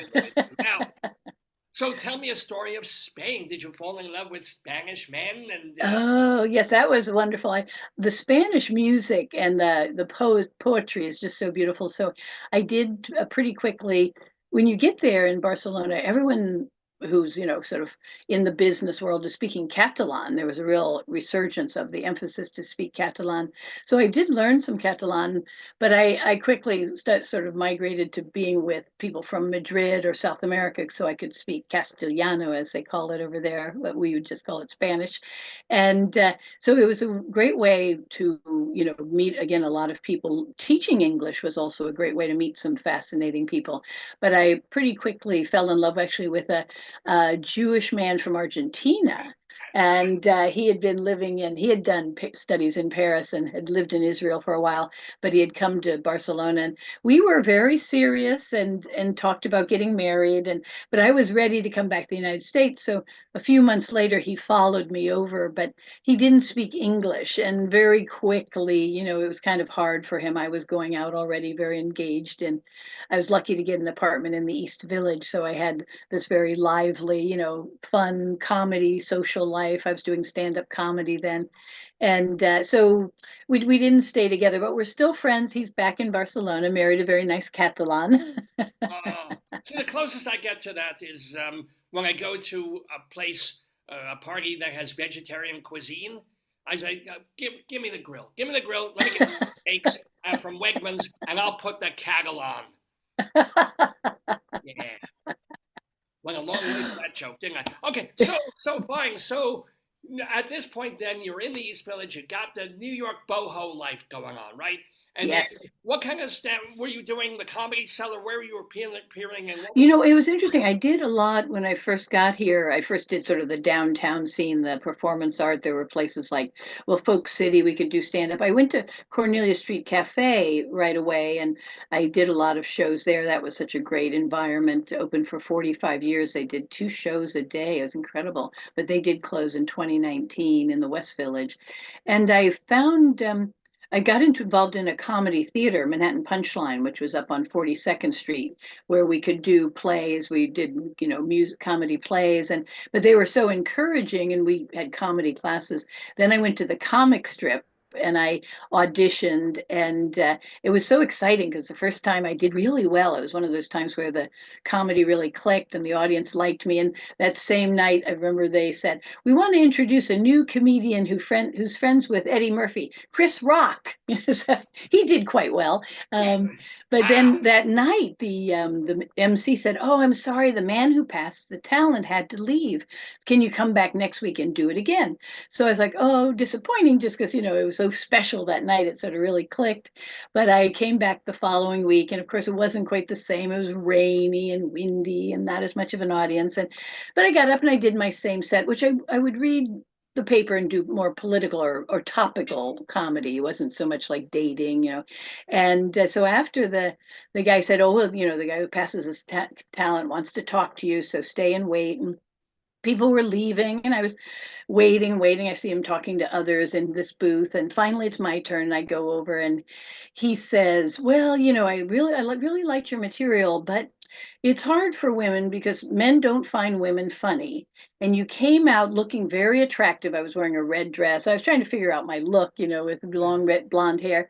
He said, "But now coming out looking so attractive, the men are going to want you, and the women in the audience will be jealous of you." And I'm like, "Oh dear, this man seems to have some issues." And he went on about how all the casting agents in New York are men, and they don't find women funny. And I'm like, my head's sort of throbbing, and I'm just trying to smile and be agreeable, small town Well, girl. it's trying to give you And the Jerry Lewis advice, whether it's yeah. trying to tell you what was what back then. And then he tells me, and everyone's leaving, the bartender's locking up. He keeps me there talking, and everyone's gone. And then he says, "Well, I want you to know I'm suffering from blue balls." And I was like, "What?" I had heard that once in high school, but I hadn't actually ever been confronted with it. So I was so surprised, and I thought, "Wow, this is the casting knee pads that you heard about, the casting couch." And I thought to myself, I give a fabulous blowjob, but I could not give a blowjob to someone who did not find women funny. So I just could not do it. So I just pretended like I didn't hear him. I said, "Oh, I gotta go." He said, "Well, you can come back and get up at 11 o'clock and work on your material." But I didn't go back. I Yeah, didn't work feel on. comfortable. Do you want to name names? Do you remember names? Anyone who knows the comedy scene knows his name. So he passed the talent. He's passed away now, so Oh, I so feel like name him. Just say who he was. This asshole. Lucian was his name that everyone knew him by. Right. So yeah, he was well known, but he was the kind of I kept thinking like he passed Jerry Seinfeld, he passed all these guys who got to get up and work out there, and So you think I Seinfeld gave him a blowjob? I don't think so. Larry David maybe gave him a It Hummer. probably never came up. Came up. Bum bum bum bum. So But So at the same time, I was a lot of other people were very supportive, and Manhattan Punchline, and then but I did find it much more satisfying, and I could do a full one woman show. So I started moving in that direction, so that I could do my comedy, but not have to the you aggressive moved sort of away from the competition. erection towards that Yeah, direction. That's away from having to be too dependent on men to pass you. But well, actually, do you have any stories about Sammy or Mitzi Shore? Because they're I went there once and I auditioned, and I must say it was a little overwhelming that night, and I didn't quite, as I got better at it and I could go up anywhere and do it, I didn't do as well as at the improv, and it didn't quite fit for me. So again, it was another. And then I did get a job in publishing, which I loved, and so I was very happy working full time in publishing and doing comedy when I could, and I would write these one woman shows. But that's brought me to do the 7.5 Habits of Highly Effective Mistresses, because was working at Random House, and I was so fascinated how books like Seven Habits of Highly Effective People had become these major hits with, sort of simple life advice. And so I thought, well, this would be fun to do a parody of this kind of book. right. And I told my friend who was a lawyer at Random House, I was thinking of doing this title, 7.5 Habits of Highly Effective Mistresses. And he said, well, you can't copyright a title, but you can trademark a title. So you might want to be careful. But I ended up doing the show in, downtown and uptown in different cabaret clubs, and it was quite fun. I had have a wonderful pianist friend, Ellen Mandel, a great composer, She's and been on we. this program Oh, she has. I love Ellen. We're with very Michael close Lydon, still. her husband. Michael Lydon, yeah. So we would get together, and she lives near me in the East Village, and first I chose songs that were love songs, and I was going to weave a story around that. But then we had so much fun, we started writing original songs. So like How to Be a Bad Girl, we wrote, and it was super fun for us. And she's smart and would throw in great ideas. And it was very much like a presentation. So I had a flip chart, and then my sister was taking writing lessons, so she had a writing crop and she'd stopped. So I said, could I use this? It'd be funny to use it as a pointer, on the PowerPoint, and flip the chart and like whack it. So she said, sure, sure, you can take it. But then it was funny because I hadn't quite realized with the title, people thought it maybe was an S&M show, like a dominatrix Oh, mistress. So it was meant to be. I had a brief affair with a married man, and when I ended it, I had told a friend, and she was like, I had an affair with a married man. I told another friend, I had an affair with a married man. So I thought, wow, it's an interesting topic that's not talked about. So that's had brought me to the trying it. But then as we found, there was a whole interest in bondage, and my neighbor actually, who was a lovely woman, who had wanted to be a dominatrix, so she was telling me the ins and outs, and she would come and be our stage manager and house manager. And it was very funny because so she would sort of scold people when they came in and made them sit down, and so little by little we began to work a little of that in, just like if you heckled me, I'd pull out the riding crop, and then at one point I always wanted to do sing-alongs just to get the audience involved. So we did a sing-along of Diamonds Are a Girl's Best Friend. And we tried to, as we got everyone to sing, then of course there'd always be some poor man in the front row who wasn't singing. So Ellen Mandel actually, her title was Mistress Ethel, after, Lucy and Ethel. And so she would get up from the piano. First she'd play, ominous chords, and then she'd get up and go down to punish the man in the audience who wasn't singing. And she would like pull back the whip, and I would jump in front of her. No, no, he's learned, he'll sing now. So then we'd, get him to sing. So it was a lot of fun. And then we did so well with it. We took it to the Edinburgh Fringe Festival, and we went to the Washington, D.C. Capitol Fringe Festival, they call it. But after that, I was sued by the Franklin Covey Corporation, owner of the trademark Seven Habits of Highly Effective People. So it was frustrating because they hadn't seen the show clearly. I mean, it was really pretty tame and funny, but in the lawsuit, it was quite scary. I was served this big lawsuit, and one of the great lines in it says, Phillips has tied the Seven Habits brand with unsavory topics such as sexual bondage, bestiality, and what she refers to as, quote, the fellatio tango, unquote. Now I had to say guilty as charged. that's certainly a But mouthful. the But yeah, all right. So, but wait a minute. Was your that you could do what you want with a title, but did your verbiage on posters and things look like the the font and the typeface of the book of the Seven Habits of Effective whatever? Yeah. So And I actually mocked up a book on stage that looked like their book. So, but with the so good did thing, you and I who joke, won the here's a lawsuit or did you pay? What happened? well, it was funny how it worked out because I joke in the show now that fortunately, I have a thing for Jewish lawyers. So my 23 lawyers said I could get off based on First Amendment, I could win based on First Amendment freedom of speech, but it would be expensive. But the reality was I had three Jewish lawyer boyfriends, or a former and one current, and he was very helpful. And he was at a big law firm. He called them and he negotiated that I wouldn't, they would stop the lawsuit. I had to stop doing the show, but I have a permanent injunction against me in Utah because they're Mormons. So I thought that was very funny little twist. So they filed the original lawsuit in Utah, so my lawyer said that if I were to use the title again, then they could take me right back to court. Is basically they didn't have to do all the initial filings, and so. But in the end, I said, "Can I use 8.5?" He's like, "No, stay away from numbers." But you could But do what I another. did You do could do your Gershwin show in Utah. They don't have any. exactly. Right. Well, Wow. and then of course I couldn't resist doing a show, and I took it to the Washington D.C. Fringe Festival that was called "How I Was Sued for the 7.5 Habits of Highly Effective Mistresses." Which you could. I can refer to the show name if referring to the lawsuit. So I milked that for Gotta a love show. Jewish lawyers. Gotta love, or just gotta love the intricacies of these things. It's amazing. Like, but we can actually get into the whole thing of. So you admitted that you had at least one. I mean, all your many dalliances. You beautiful whore. Did you feel guilty that you were, with someone who had a ring on it? Yes, I did. I did feel guilty, and and that what eventually ended it. And so it was a lesson. Sometimes I think you maybe learn when you're young. He was someone I worked for. Sort of I fell into that. But yeah, so I did learn a lesson there, and I've warned other people, don't do it. So that was the only time in your whole Yeah, yeah, list yeah. of Fortunately, I think. many fellatios and whatever else. Yeah, exactly. With Well, non-married men. married ones. Okay, fine, fine.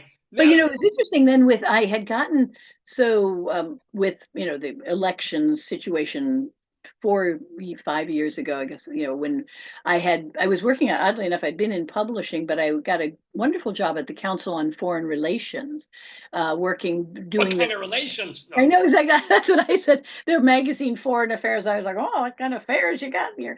But it was fascinating because I helped them build their new website, and this, they have a great many talks that are fascinating. If you're interested in those topics, you can go on their website and watch very interesting topics and talks from the experts.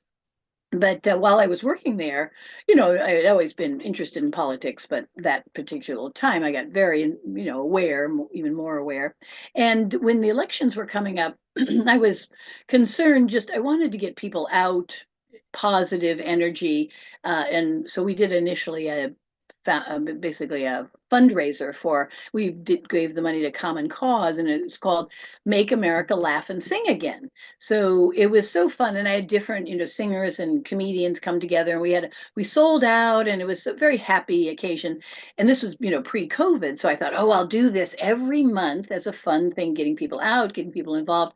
Never mentioned the orange evil, and Because he and probably trademarked the red hat with the thing of "Make yeah. America Sue You." Right? Yeah. And so then COVID hit. So everything stopped. But I went on and did I did a little podcasting with this one foundation, helped them with that. And then when COVID started lifting, I really felt a passion to try to keep these clubs alive in the East Village because they were so badly hit, performers and clubs. So I started again doing the Make America Laugh and Sing show at Pangea, a wonderful place that's been there, 30 years. And it was interesting as I thought about other shows, I was thinking I wanted to do a show about a composer because I always loved the American Songbook and I love reading the biographies. Have the biographies, and then I listened to the audiobooks of the biographies. So I thought, what a fun topic for me that I already am fascinated by. And it was interesting. I take classes on and off at Juilliard. And so I took a class with this wonderful Ed Barnes who teaches there. And he did a short class on Fred and Adele Astaire.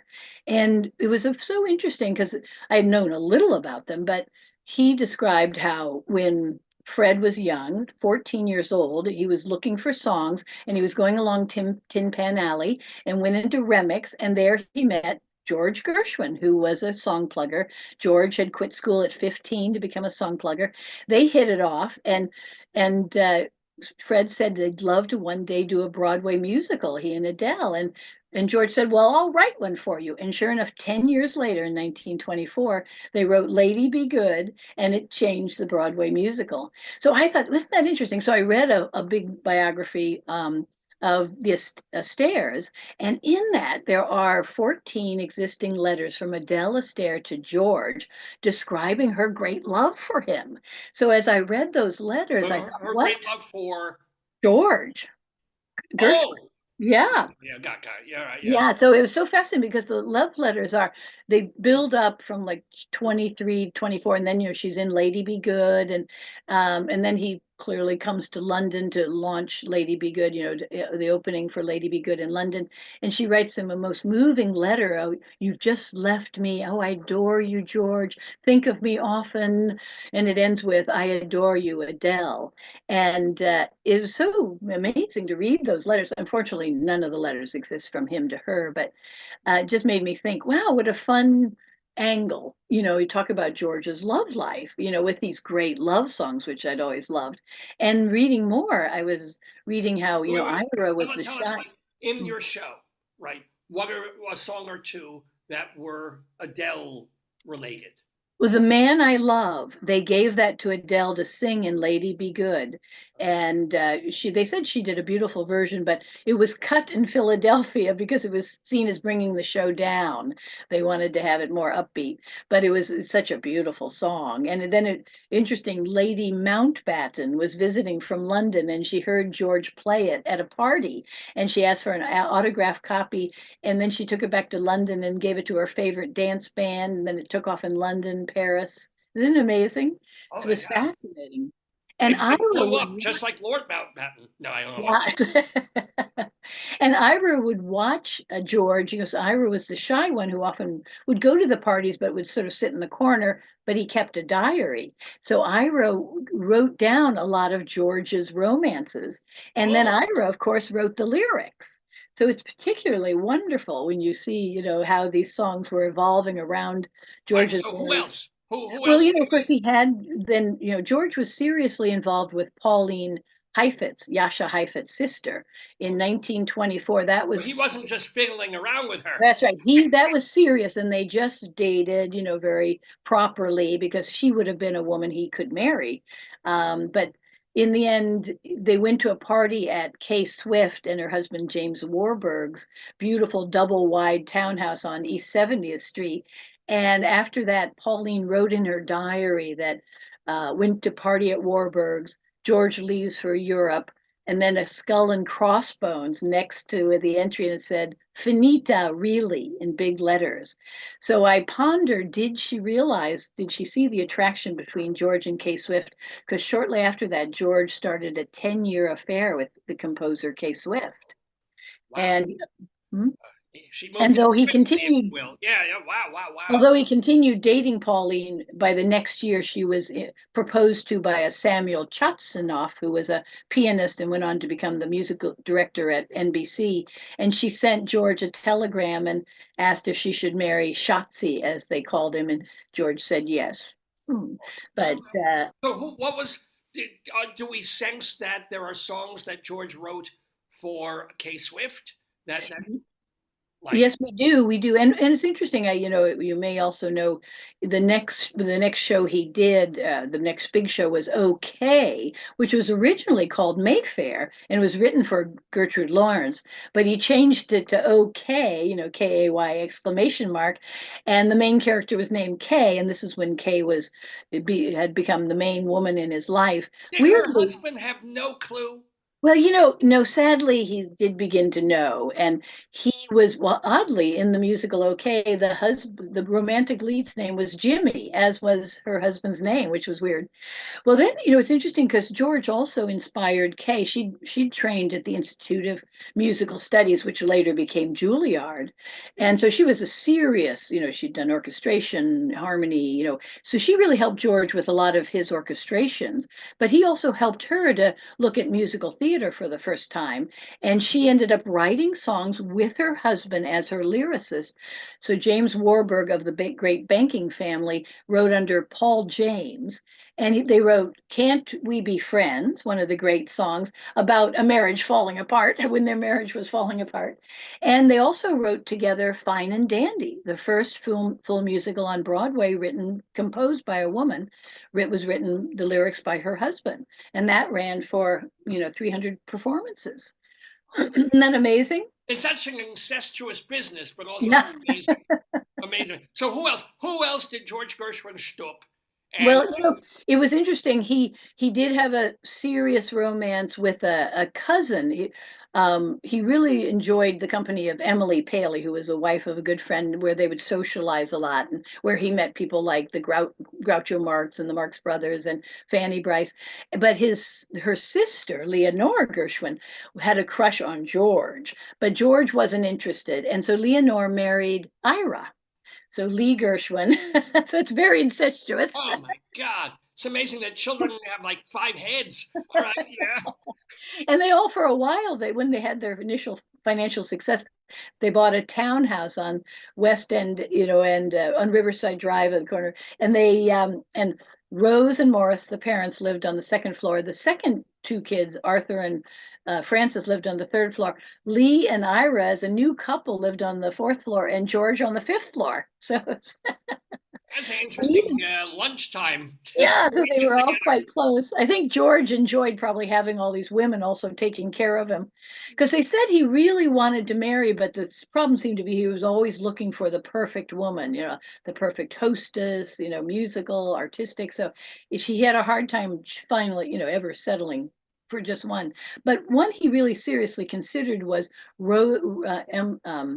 Rosamond Walling, who was a cousin of the Paleys, and she was a student at Swarthmore, and he met her through the Paleys, and so they dated. It sounds like chastely, but they both loved art. She was quite a good artist and painter, and he was painting a lot at that time and had a very growing collection of great French, especially artists. And so she said she almost married him when he moved to his own penthouse on Riverside Drive, and he told her they could have this apartment below as a studio. But then she said that she found that the apartment was very Art Deco, and she said she didn't like the very fancy decorating, but it was decorated by Kay Swift. So his lover was decorating his new apartment. Yeah, maybe that's why she didn't like the. Yeah, wait, maybe she had an inkling that was going on. And she said she didn't also like his idea of what marriage would be. He wanted to get married and have four children and live in Greenwich, which was somewhat Kay's life. They had a big Greenwich Oh, estate where he often went.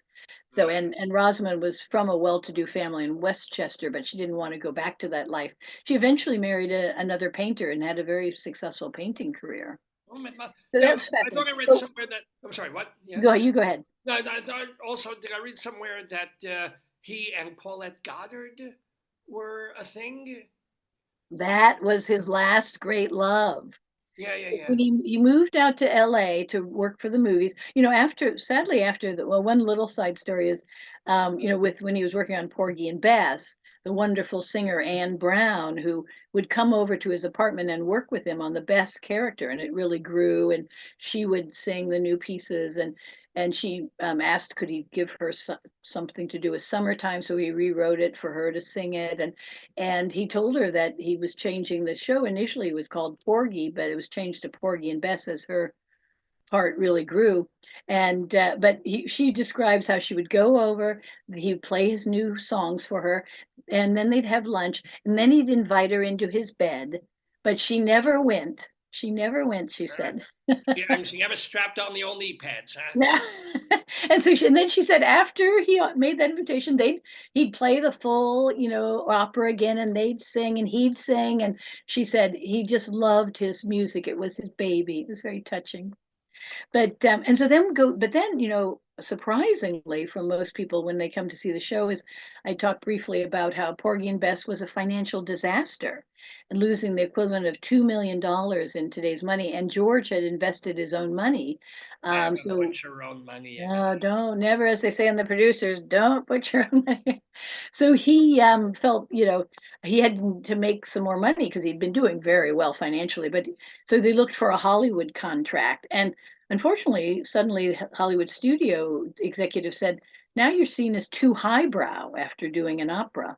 But fortunately, then they got a contract to do Shall We Dance with Fred Astaire and Ginger Rogers. So Aha. they went out to Hollywood and interestingly, reading about Fred tells how he first met Ginger when they were doing George's musical Girl Crazy on Broadway. Ginger was cast as the lead at just, 19 years old. And so she was working on the songs, but the producers found the dances weren't very good. So they asked Fred, who was working at a Ziegfeld Folly next door, to come over and do some more choreographing for them. So Fred took Ginger out into the lobby of the theater, the only place he could find to show her the new dance steps.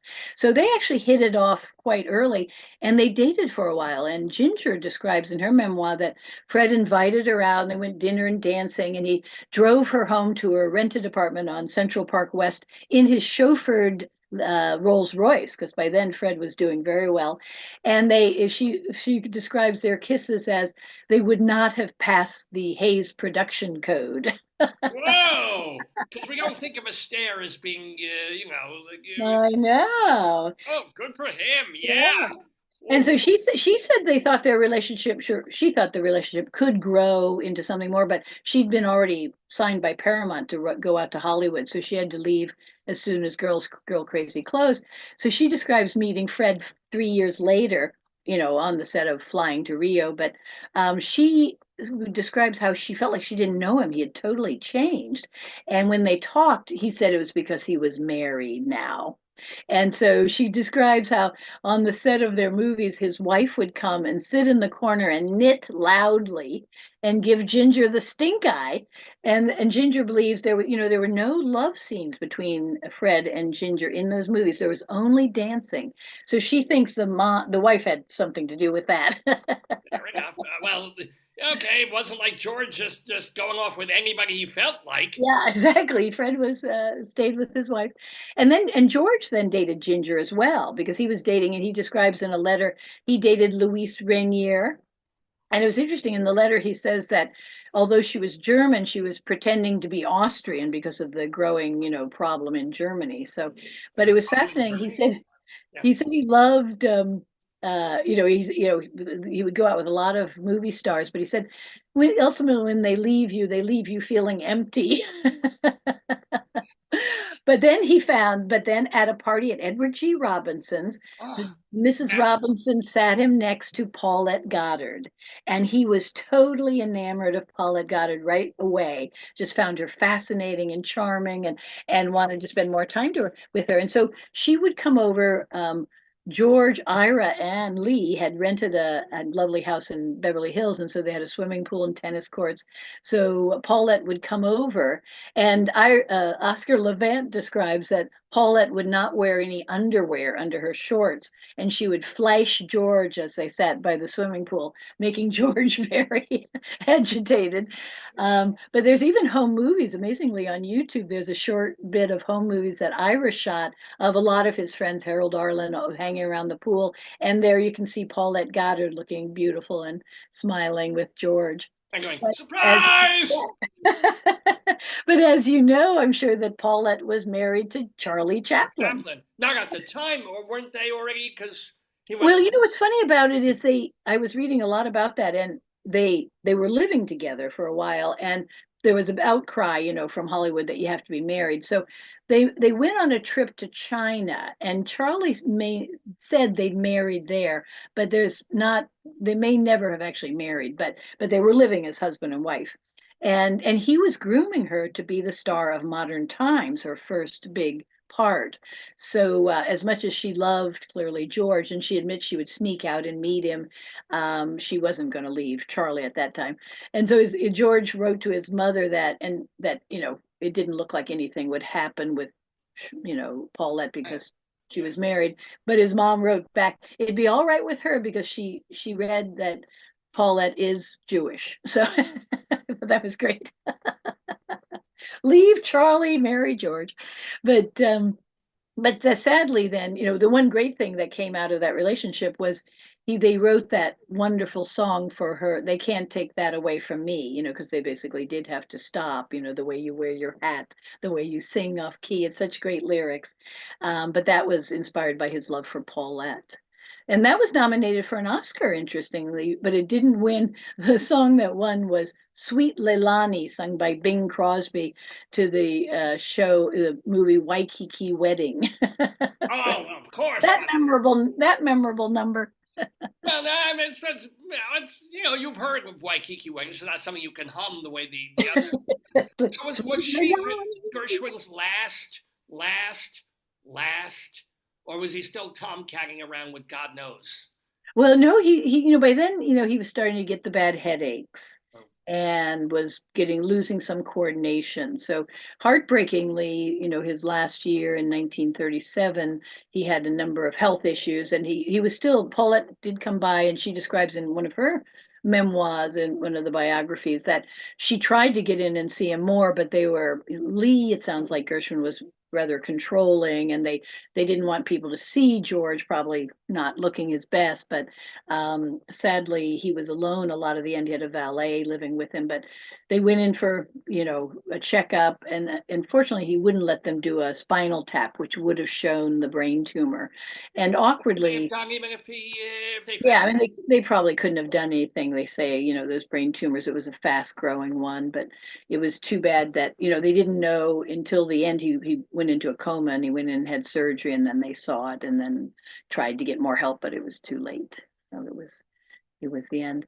Oh, but one of the other fascinating stories that I discovered was Kay Swift, when she was dating George, and she loved her husband, and she loved George and was in love with George. So she was torn by the deceit and the adultery, and so she started seeing a psychotherapist, Oh, I Dr. thought you were seeing. All right. Yes. Yeah, Yeah. yeah, Yeah. Dr. Zilberg, what a great name. Yeah. And so it was her husband seeing him, and then George started seeing him.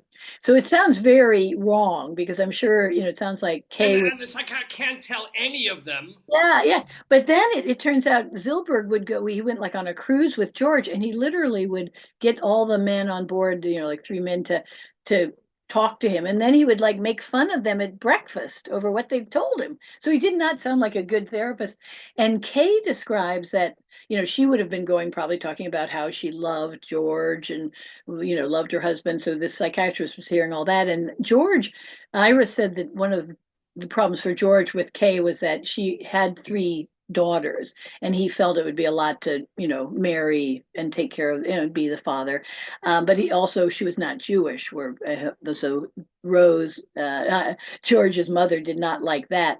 But so George is probably saying all those things to Zilberg, but it's heartbreakingly, Kay told her granddaughter, and it was written in her granddaughter's memoir, that Zilberg made, or had Kay have sex with him during their sessions.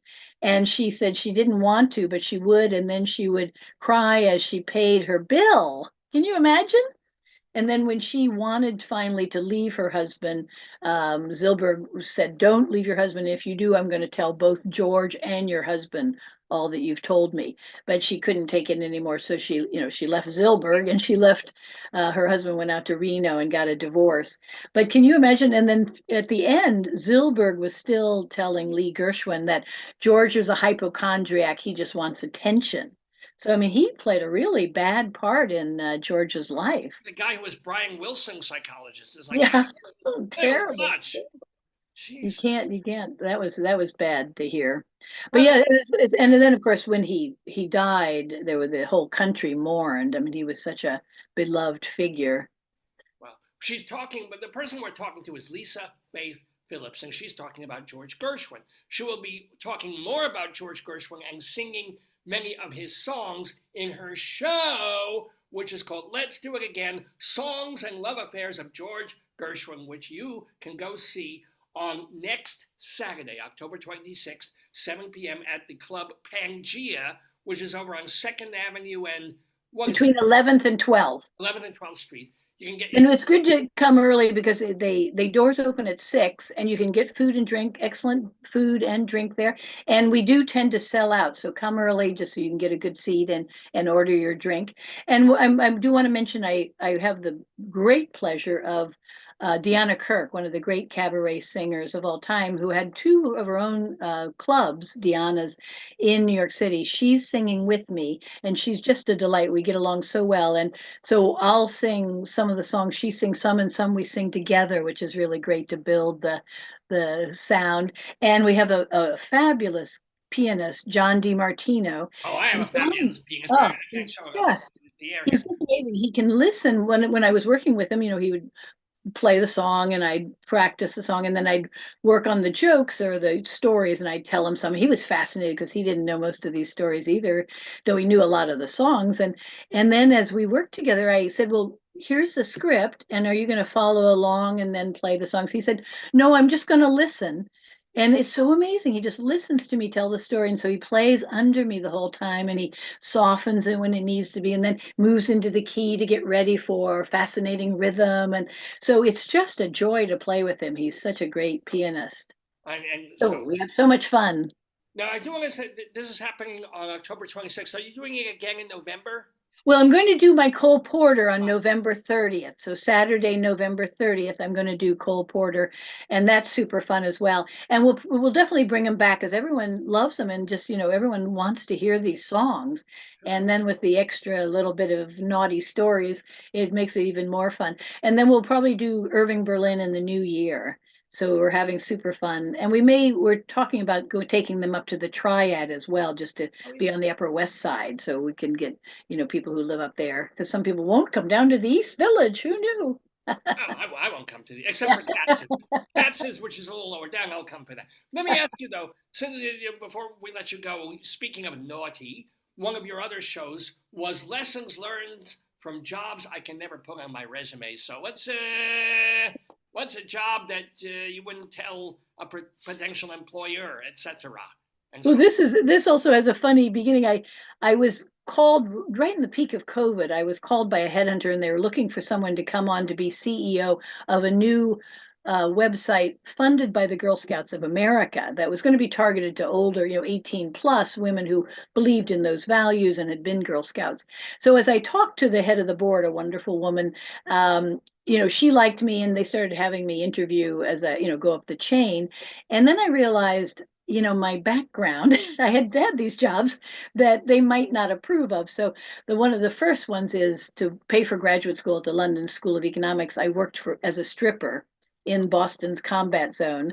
I had finished Wellesley College, and I actually went looking for a waitressing job, but I saw you could, make a lot more money working as a stripper. So all right, well, yeah, okay, there's still a stigma. Well, certainly there's still a stigma. We have a stigma against stripping. Yes. I get this. Do you have any amazing stories from your months or however long it was as a? Well, it was fun. It was funny because when I got there, sadly, the year before, there'd been a Harvard student killed in one of the clubs. So they'd really cracked down. So they're trying to clean up the area. So some of the other dancers were very into, musical, comedy things. And one came out as a in the Pink Panther costume in a cage, and would strip out of the Pink Panther.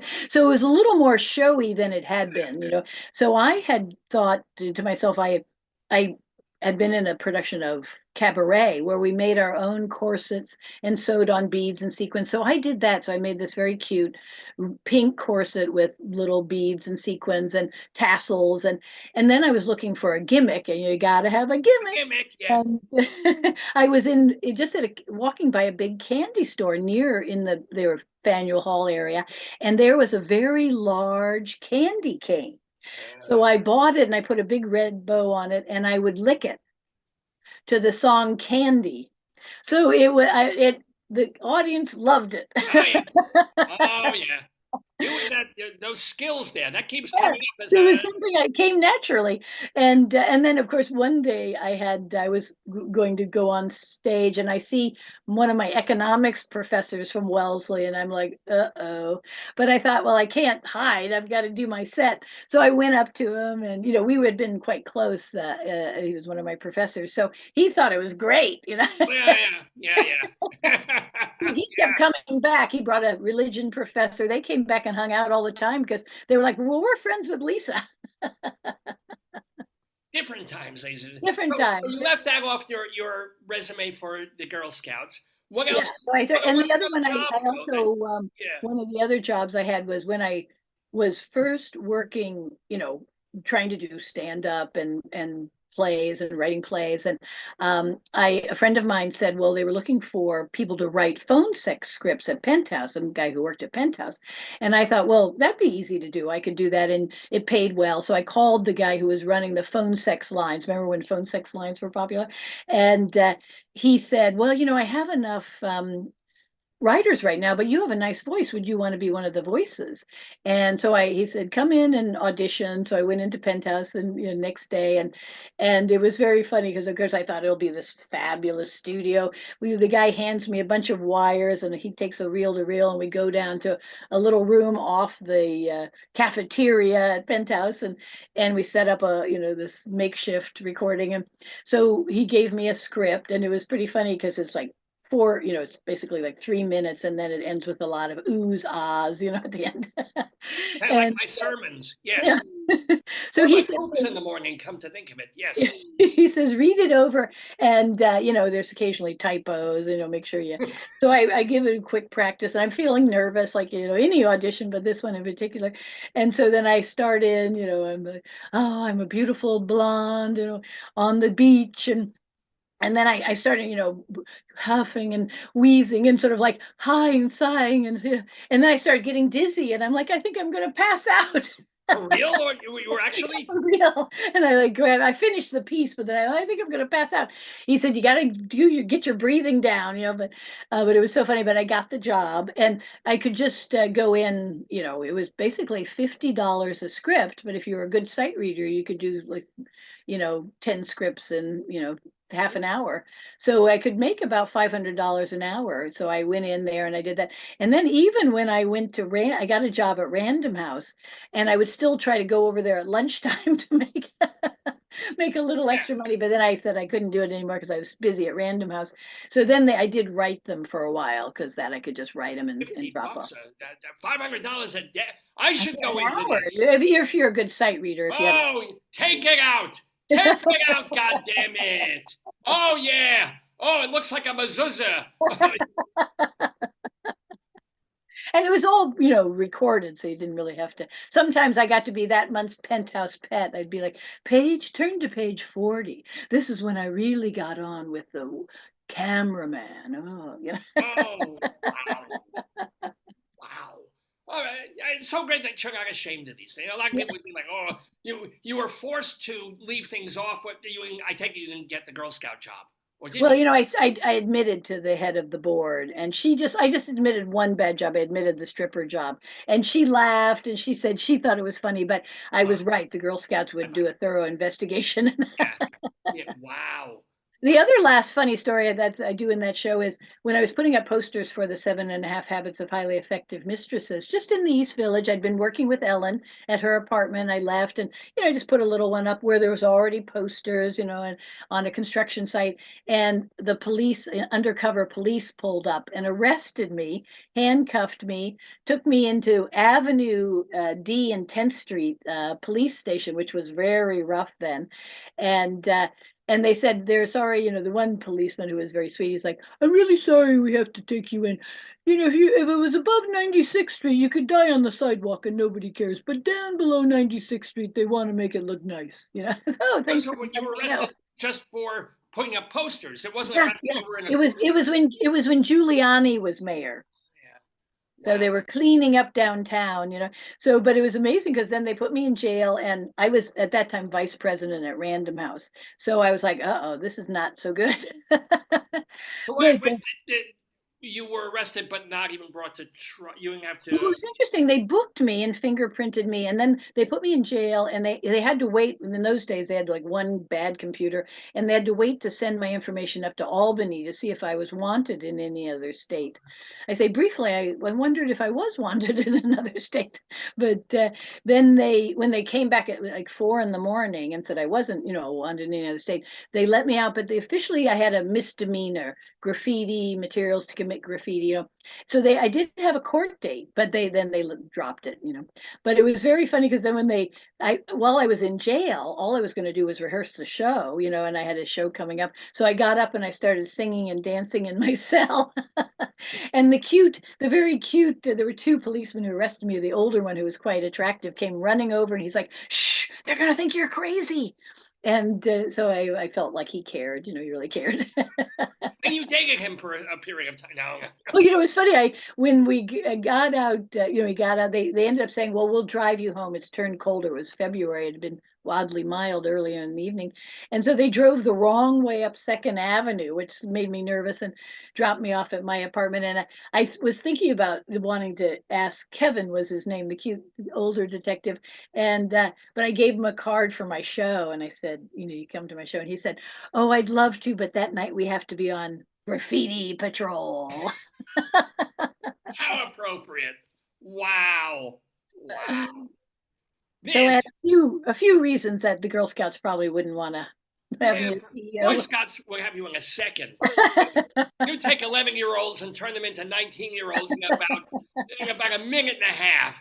It's like, just bring out the candy cane. It's like, kids, this is not just for Christmas. Let me show what a woman does to this thing. Oh my God. Ladies and gentlemen, we have been talking to Lisa Faith Phillips. We have faith in her that her show is going to be wonderful. Again, going to remind you that on October 26th, next Saturday night, 7 o'clock at Pangea, the club, it's called Let's Do It Again, Songs and Love Affairs of George Gershwin. You're going to get there early just to make sure it's not sold out. Tickets are, I think they're only like $20. $20, and there is a $20 food and drink minimum, but they have great food there. Right, so order food, have a nice night out. Remember also, not that if you miss it, you got to see the Gershwin one, and then on November 30th, she'll be back at Pangea doing a Cole Porter. What is the name of the Porter show, by the way? The name of the show is Let's Fall in Love, the songs and loves of Cole Porter. Let's fall in love. So if you ever do a Rabbi Sal Solomon show, it's like, let's get angry. The third one of the songs I've written, like, let's get angry at the world. And then you tell about all my love affairs, which are none. So anywho. Lisa, well, thank you so much, Rabbi. This was great. Yes, I wish you much, much mazel, shalom, and a love affair with art is what I really wish of you. And singing and dancing. Mit mazel. Bye. Shalom. Bye-bye. Oh, my friends, Lisa Faith Phillips in the Daverhood. Wasn't she interesting and so knowledgeable about the people of the great American songbook and how they couldn't keep it in their pants even with relatives. This is why Republicans hate show business, I'll tell you. But I don't. I love this show biz. I am Mr. Showbiz. I am Rabbi Sal Solomon. You can find out more about me by going to shalomdammit.com. Shalom, D-A-M-M-I-T. Shalomdammit.com. This is where you can read my rabbinical reflections. They're like my mini sermon things, and even hear them recorded, the audio there. You can also watch my TV show that I did years ago called Shalom Dammit, Rabbi Sal Solomon's Peace, Love, and Acid Reflux Hour, plus the stage show that I did, Shalom Dammit, An Evening with Me. It was recorded at the Richmond Shepherd Theater, and let me tell you something, the things I was saying then about life, about Judaism, about the Middle East, they are absolutely still applicable this very moment, this very day. So especially since we're in the middle of Sukkot and the high holidays, we got Shmini Atzeret, we got Simchas Torah coming in just a few days. So, you're going to want to solemnize yourself. ShalomDammit.com. Well, time for me to go and let David continue the rest of this episode of The Dave's Gone By, Facebookio, Podcastio, Programmio of the air. Have a great week. Get into a sukkah, for God's sake. Go under. If you don't have a sukkah, take like a piece of cardboard, put a leaf on it, and make believe and have a cup of tea like you're in a beautiful Jewish sukkah. You can do it. What, it's going to take you a minute to do? Go to a cleaner's, open a shirt, and do it. Oh, see, just like this. What? Here we go. Look at this, and we'll get this sometime. here.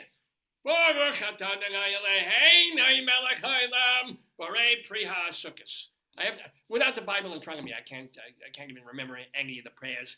Anyway, shalom to you. Have a wonderful week, and we'll see you shortly soon.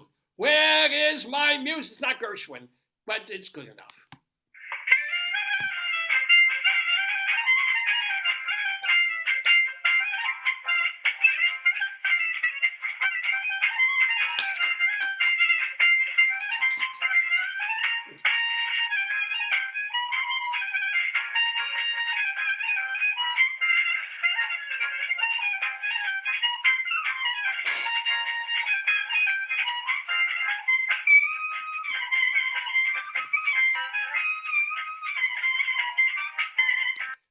Well, ladies and gentlemen, thank you so much for joining us on the 964th episode of Dave's Gone By, live on this Saturday morning. It is October 19th, 2024. We're calling this episode Have Faith, because we just have faith, Lisa Faith Phillips, in the Daverhood. My wife wants to show me something cool.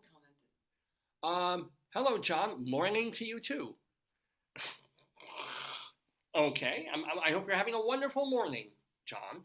Thank you. You can never tell sometimes with these people if they're well, he's got a Jewish name, so it might be a friend either of us or a friend of maybe Lisa Faith Phillips, our wonderful. Oh, why am I drinking from the rabbi's mug? Wait, I gotta drink from my own. Anywho, we have more to do on this episode of Dave's Gone By. Of course, we have our Colorado Limerick of the Damned coming up because my wife and I lived in Colorado for many, many years. And I just took it into my head to write a poem about as many places in Colorado as I possibly could. Short poem, little disgusting risque limerick. And we have one this week for Barella, Colorado. That's coming up later in the show. Barella, Colorado. We will also have Greeley Times. Oh my God, I totally forgot about this. Where, because we lived in Colorado, the newspaper out there is called the Greeley Tribune. And they have this wonderful column in there every week where they take stories that came from police blotters, actual people calling the police, asking for help, and the funniest requests for the cops to look into go into the paper with the identifiers stripped out of them and just the comedy left in. I'm trying to figure out how you know him. I don't know, but he's a New Yorker. Oh, okay. You might know your guest. Yeah. But meanwhile, one of the things that we have been doing on the show for a long time now is something called StoryTime. And I enjoy this because it allows me to have material that I don't write myself. I can just make fun of it.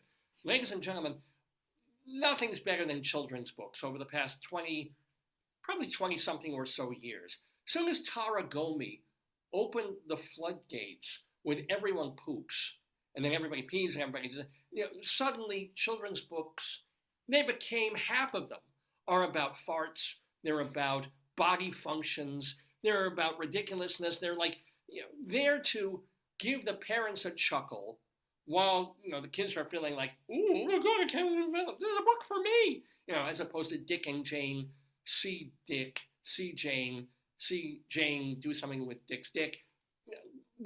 It's changed. And that's why I'm very proud and happy to have found this local book at our library.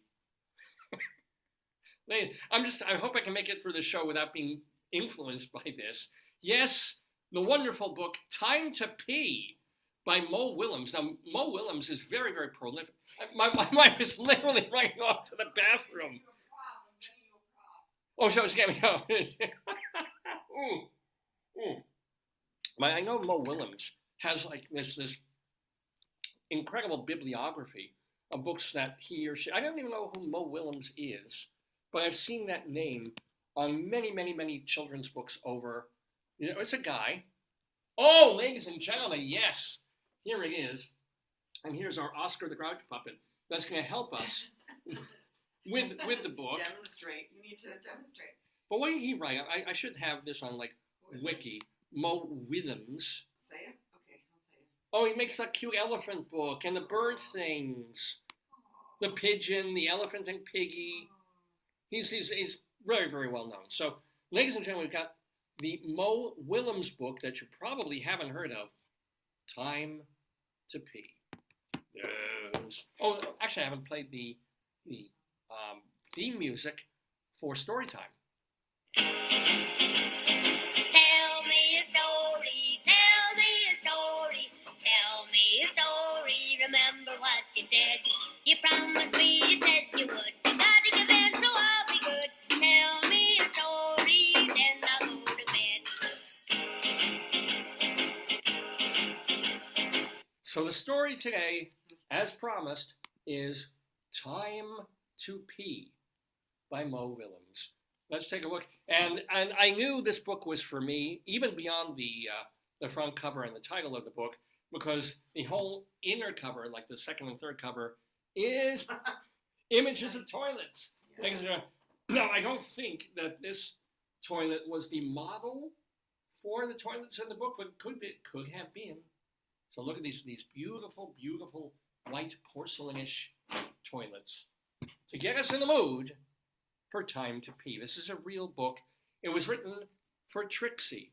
And I have to wonder, like, would you want a book dedicated to you if the book was about urine? You would. Yeah, I would definitely, because it's something that I partake of, so it would be proud. All right, I wouldn't know that. It's like dedicating a book about menstruation to a girl who's turned 17 and was going through it 3 years earlier. That's called While You're There, God, It's Me, Margaret. Exactly, yeah.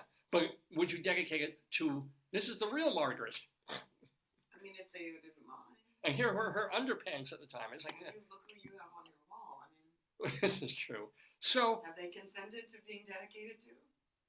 well, I don't dedicate the book to Melvin G. Mintz or that guy or whoever else is on the wall there, but or I dedicate everything, of course, to the Lubavitcher Rebbe. I'm sure he was waiting for that day. You know, this book was printed in Singapore. I can see that, yes. Good tree stock right there. When was it printed? 2003. Okay, so we're talking about. This book is 21 years old already. The message doesn't fade. No, this is true. And did you see the sign on the toilet says "Go number 1"? Where? Oh, I missed that. Because there's mice all over the book. I do not understand how the hell that came to be, but it's just like these mice do a lot of the work. So here's the deal. It's 2003, Time to Pee. They carry the plot, honey. And it's appropriate to do this book about pee because our show is streaming. Thank you. Thank you. Where's the what? Yeah, I don't know where all your all the things. I I got the trombone. Yeah, I do. That wah. Here we go. I'll do this for the next one. Okay. So this is from Hyperion Books. Are you going to do Greeley Crimes at all times? A quick one, yeah. Okay. I think I'll skip Bunyan Watch, but I'll do Greeley Times and then we'll. Yes, no Bunyan Watch today. So let me see if anyone's complaining about that. if you ever get your cousin Adam in a while. You should have him glasses. Oh yeah, I know, right? Well, yeah, no, I think you lost the family member. Oh, sorry. If you get that funny feeling, and I sure hope you get a funny feeling from this show, If you get that, don't panic. What is that? Oh God, is that bag album covers? Yes. Yes, I love bag album just covers. I want to see. I go to see who's looking at your show. This is if you eat a lot of weird foods, your urine is going to look that color, or those colors, I should say. I think what they're eating is not funny food, David. Mushrooms, perhaps. Oh yeah. So here we go. So if you get a funny feeling, don't panic, and by gosh, don't fret. Meanwhile, okay, fine, I get all this. The kid has to pee, she's got to pee. What is a mouse firing a cannon for? What, and then you got the little. What does this have to do with anything? Mice holding a kite and literally like firing a cannon at presumably innocent, albeit Because that happens all the time. problematic young girl. And please don't ignore it. Now is your chance to show how big you are. There's probably an underlying thing about I'm not even going to go Well, you're an there. adult. Like if you know that you have to pee and you don't wear a diaper, the biggest transition for kids is from diaper to underpants when you don't wet your underpants because they're not a diaper. At what point are you supposed to stop wearing your You underpants? should have done that a long time ago. Really? Yeah. Uh-oh. Yeah. Now, it won't take long. Just excuse yourself. Excuse yourself. Here. Here we go. So you're going to... Wait. Like, Mister. Yeah, she's pulling on his knee things there. And take a walk down the hall into the... And this is one of the ones where if I get a copy of this book myself, I want to frame this. Bathroom! Yeah, but that helps people understand where they need to go. It does, but why is this house overrun with mice? I mean, they're literally everywhere. Just mice. I think in this, they move the plot. I guess they kind of do. Oh, and speaking of Lisa Faye Phillips, this one has a candy cane, so we know how they're performing.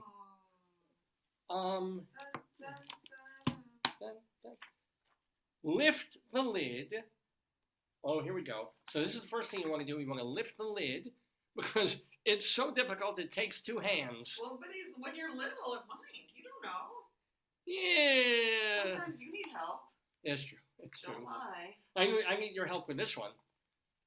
Pull down your underwear. Yeah, but where's her? Oh, she's wearing a dress. Okay. Yeah, she's it covers it.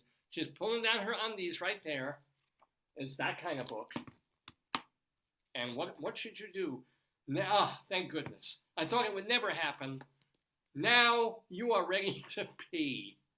And you know, if you're on the beach and this is flying overhead with a banner telling everyone, all your friends at the beach, hey, now you are ready to pee. And there's still mice flying all over the place. I don't understand this book at all. Now, boys can stand. So, honey, you like my tush. You make it clear. Yeah. Oh, look how What do you think of cute. his? His look like It tits. disturbs me that the mouse is staring at him. That why is the mouse? You always want to check. You know, you stand next to somebody, you wonder. You know, but I'm like, what's up? What's up with this kid's ass? First of all, it's uneven. He has a bigger buttock on this side. It seems like somebody drew it and then slipped. Yeah. Yeah. And it's all wrong. This is a little nicer. Girls should sit. And there you go. Unlike, I think it was Paulette Goddard who was sitting in a certain way. She's got her knees together, which is very, very nice. There you go. And they're both happier. They're doing well. And then maybe the single greatest poem ever written by anyone. 1, 2, 3, P. And just the look. He looks like Alfred E. Newman here. I love the absolute look on his face of like. He seems very content. I'm proud of him, David. He did a good job. He did. He got it. Presumably got everything in the bowl. But the weird thing is, these mice. It's like I guess that's supposed to be confetti because they're delighted at him. Happy. But it looks like it could be like his piss. It looks like feces. I thought of mouse. Yeah, it looks like mouse poo. Are they poo-pooing? Maybe they have to go too, David. Oh, that could be. That could be. Now, wait until you are finished. The expression on this kid's giving therapy for so many years. It's like, I got mice watching me piss every minute. He's just like, it's Charlie like Brown. Charlie Brown. Yeah. It's the great urologist, Charlie Brown. And then remember to use the toilet paper. I'm hoping this won't show you how. Wait, to pee? Oh, for the girl. Yeah. Okay, that makes sense. Yeah. Well, toilet paper's good. And then, of course, what you got to do here is reach up and give it a good flush. But notice, look at that. They've got the squatty potty, just like we do. We have a squatty. We love the squatty potty. And then, of course, wash your hands. I tell you this, and this is your struggle with soap. So true. Wash your hands. Remember, my favorite all-time Pee Wee Herman moment was from the TV show that he did. It was recorded live at the Roxy Theater. It was Pee-wee at the Roxy. And Captain Carl goes to use the bathroom. And he comes out, and Pee-wee's like, Captain Carl. Or he comes out and says, put her there, Pee-wee. And there's Captain Carl, did you remember to wash your hands? And Carl puts his hands over his face and says, no! Oh, that's not good. And he was just kidding. He did. He always bad. remembered. How do we know? That was Phil Hartman. He was How just, do we know? How do we know? Yeah, he could have just been saying so. Phillips? He was shot. I think his girlfriend shot him. I'm not kidding. Oh, really? Now you can leave the bathroom. There he is. Now you may exit the toy. You have accomplished something wonderful. And the mice are waving bye-bye. Look at this. Oh, so cute. Is there more? Could there be more? Everything will still be right where it was. You know, because you can walk away for 2-3 minutes, do your business, pull your pants back up, wash with soap, and still, you know, but what the hell is this? Oh, the bunny, she was having a tea party and was kind of interrupted by a pee party. So, and then... Tea, I drink a lot of tea. It does make you urinate, so maybe that's the connection. And you can be proud because you're done. Mm-hmm. Lovely, lovely, happy, positive book. Well, it's kind of like when the hand comes up at the end of the movie Carrie. Oh, is there, yeah? At least until you get that feeling again. You know, a sequel. I sense a sequel. What about the sequel for number 2? Oh, there's probably a Mo Willems book about that. I probably have to look for it. By the way, there's a little bit of a postscript here. Let's see. Mo Willems books. P.S. Don't worry. I have to read this one. Oh, the famous one is Don't Let the Pigeon Drive the Bus. Yeah, we've seen that. P.S. Don't worry if you don't get it right the first time. You'll get another chance. And there, of course, is a mouse standing by a puddle of piss. What a charming. Even more toilets. And then, so they don't leave you wanting more, thank you for using the toilet. I think that's nice. And, you know, I've always felt bad for toilets personally. Really? Because they're an object that receives all the yucky stuff nobody wants, like vomit, urine, feces, like... And do you know how many assholes they deal with in a given week? Well, I feel bad for toilets. It's not a good job. Like, whoever said, I have a job for you. You could be a toilet. Yeah. Like, that's not a good... It's true. That's not nice. Yeah. And you know where the best toilet jobs are in New York? Where? Get those sticks ready. Oh, in Flushing. Yes! Oh, my friends, yes. For whatever reason, you are watching the Dave's Gone By Facebook podcast of the stream with me, Dave Lefkowitz, my wonderful wife. I want to remind you, that if you want to read, I was reading somebody else's book, but if you want to read my writing, my interviews that I've done with people, my song lyrics, my one-act plays, my full-length plays, journalism that I've written about the arts and theater, they're all there at davelefkowitz.org, davelefkowitz.org. And it's free. You can just go on there. I've got several hundred pieces of writing that you can, enjoy at your will. If you want to see some of the famous people, not that I've talked to on the air, for the radio show or for the podcast, davesgoneby.com is the site. But for my written work, it's davelefkowitz.org. At some point, I'll redo the websites and I'll just put everything together on the same site. And it's like all things Lefkowitz. It's like the year before I die. It's like, here it is. Why don't you just do it for your next birthday? Oh, yeah. Well, yeah, I'm thinking about it. I want to just consolidate everything. It's weird to have these two different sites when everything is conjoined anyway. But you are conjoined with me on this program, our 964th episode of the show. We're live on October 19th, 2024, with more show to do, more show for you. Because as I mentioned a little earlier, my wife and I lived in beautiful Colorado for a while. We lived for 13 years in northern Colorado in a place called Greeley, in a place that was quite nice and didn't have a whole hell of a lot of crime, right? It's funny, we were just watching this Unsolved Mysteries Netflix thing about this girl who was murdered on stage at a university years ago. And the thing that tipped a cop off that something was weird was that a girl's bicycle had it was during interim.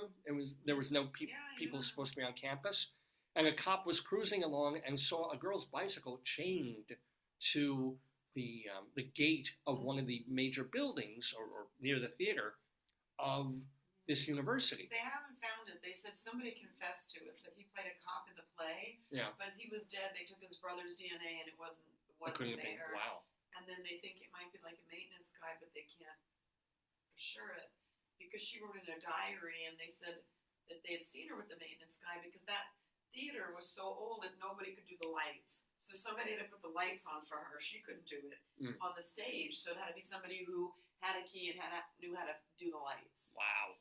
And one girl was almost done solving it. She was a detective, but she got hurt and she had to retire medically. So they still haven't figured it out. Yeah. But the thing is, that could not have happened where my wife and I taught for all those years in Colorado, because we had two bicycles chained next to a building, and people, took bolt cutters and stole the bicycles. like the first month we were working and living there. And that was a delightful moment. But really, crime-wise, Greeley is not the center of the universe. Okay, it's not a big city, and you're not having constant murders and rapes and violent crime and even that much in the way of theft. I mean, you get it's a city, you have it, but the newspaper in Greeley, the Tribune, has a column called Top Log, because there are crimes that do occur in Greeley, Colorado. But the first time we saw this column, the headline was "Horse Poops Over Neighbor's Fence." And then there was a complaint about that. So it was I was like, oh my God, how have I been missing this column all my life? And the column still continues to this day. I mean, this column's been around for at least 10 years, much more probably, where the phone calls that come into the police department go through the dispatcher, and she has to note down, or he has to note down everything that the person says, and sometimes it's just ridiculous and funny. So they take the funniest ones, they take out the names of people who called and the actual physical addresses, and they just triangulate to the street and avenue, and they publish the best ones once a week in this column called Cop Log. We take the funniest ones of those and put them into a segment that we call Greeley Times.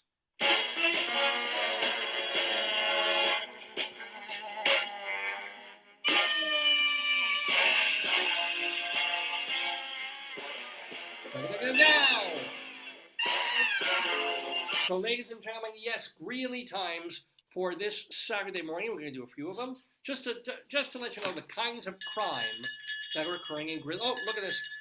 Let me do the forceps phone. Yeah, no. You have 27 chickens. I'll do one. Chicken. Yeah, you're right. I should get the chicken phone. All right, chicken phone number one. Oh, it's better audio quality anyway. A caller, where? On East 25th Street. Said two men, one, and I'm sorry about this word, one of the men elderly with an oxygen tank, came to her house claiming to be police officers. I like it. They started taking pictures and then left immediately when she called 911. Why would you do any of that? Hertz 54, where are you? And I love the idea that saying old guy with an oxygen tank, like get a picture of her bathroom. That's very weird. Well, this is why this belongs in Cop Log and of course on Greeley Times. Mm-hmm. Oh man. Oh, there's another call. Yeah, I got the chicken. See if you can. I'll divinate the next one. That's why I'll divinate. Yeah. A caller at 13th Street. Oh no, 1313 Mockingbird. Well, that's. Let me see if I can leave this in my ear. Will it hurt? Yeah, it's pleasant. Okay. Put one in your pocket too. Give some counterbalance. Let's see. It'd be interesting having a cock down there. A caller in your pocket. Oh, that's your right. Pocket. This pocket. Okay, I have a couple in my pocket. They're in there. They're everywhere. Oh no. Oh, got it. So a caller on 13th Street saw a young man and a young woman walking with a katana sword. What the heck is that? I guess it's those Let me look it Japanese up. kind of Katana? Hassan chop kind of things. Image of a katana sword. Oh, that's bad. Is it like a scimitar, or what does it look Let's like? see it.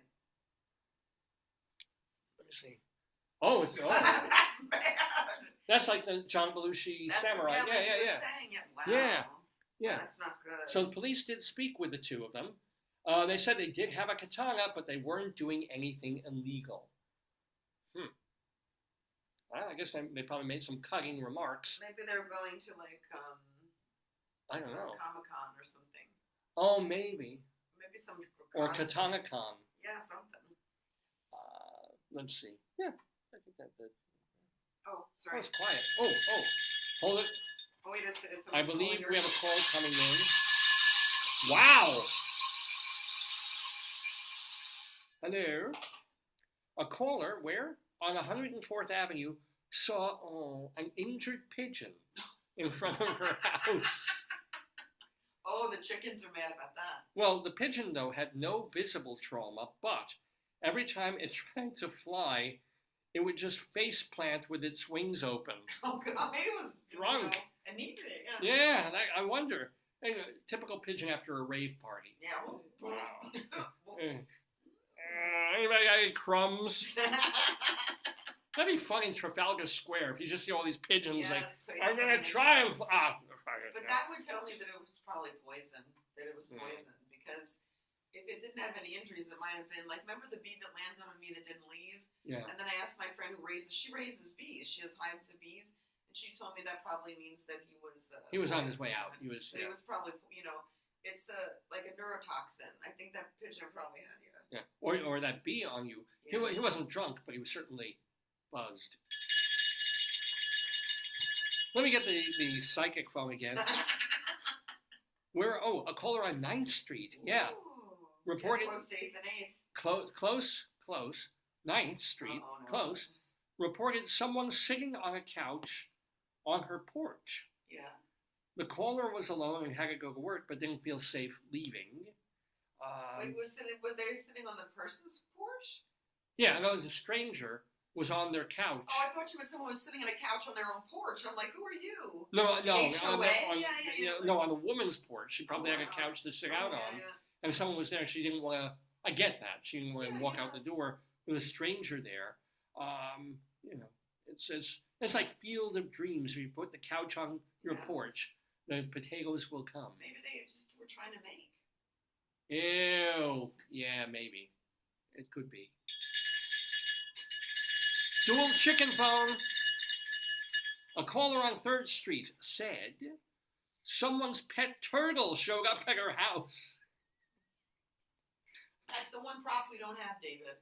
Oh, we don't have Remember a we turtle. had Sharky and Turdy and all those ones, yeah? Do we have to? We have turdy. We I did, think yeah. I packed them they're probably by your nature. Probably, yeah. So the turtle showed up at her house and she wasn't sure where it came from or what to do with it. I'm guessing it was just from across the street and it started crawling like 3 days earlier. 20 years ago. Maybe it's a mutant. What is it? Mutant Ninja Turtle. Oh, I don't know. Okay. And by the way, just after the turtle got to her porch, the hare showed up, but a few seconds late. It was kind of interesting that. And now, on next day, I think it was, a caller on 42nd Avenue said his daughter was walking to school and passed a decapitated rabbit on the sidewalk. Oh, that's a fox. Oh, you think? Oh, yeah. We saw that. Remember the fox carrying the thing? That was. Well, we saw that. Yeah, it was kind of the whole bunny, though. Yeah. No, and it was missing a head. Yeah. Oh. Yeah. Oh, yeah. You Wow. didn't see it because you were like. Well, I'm not one to split hairs. Come on, give me that. It was decapitated, the bunny. You have a sad trombone. Oh, you're right. I have a sad trombone. So I'm you sorry. gotta use it. I'm not one to split hairs.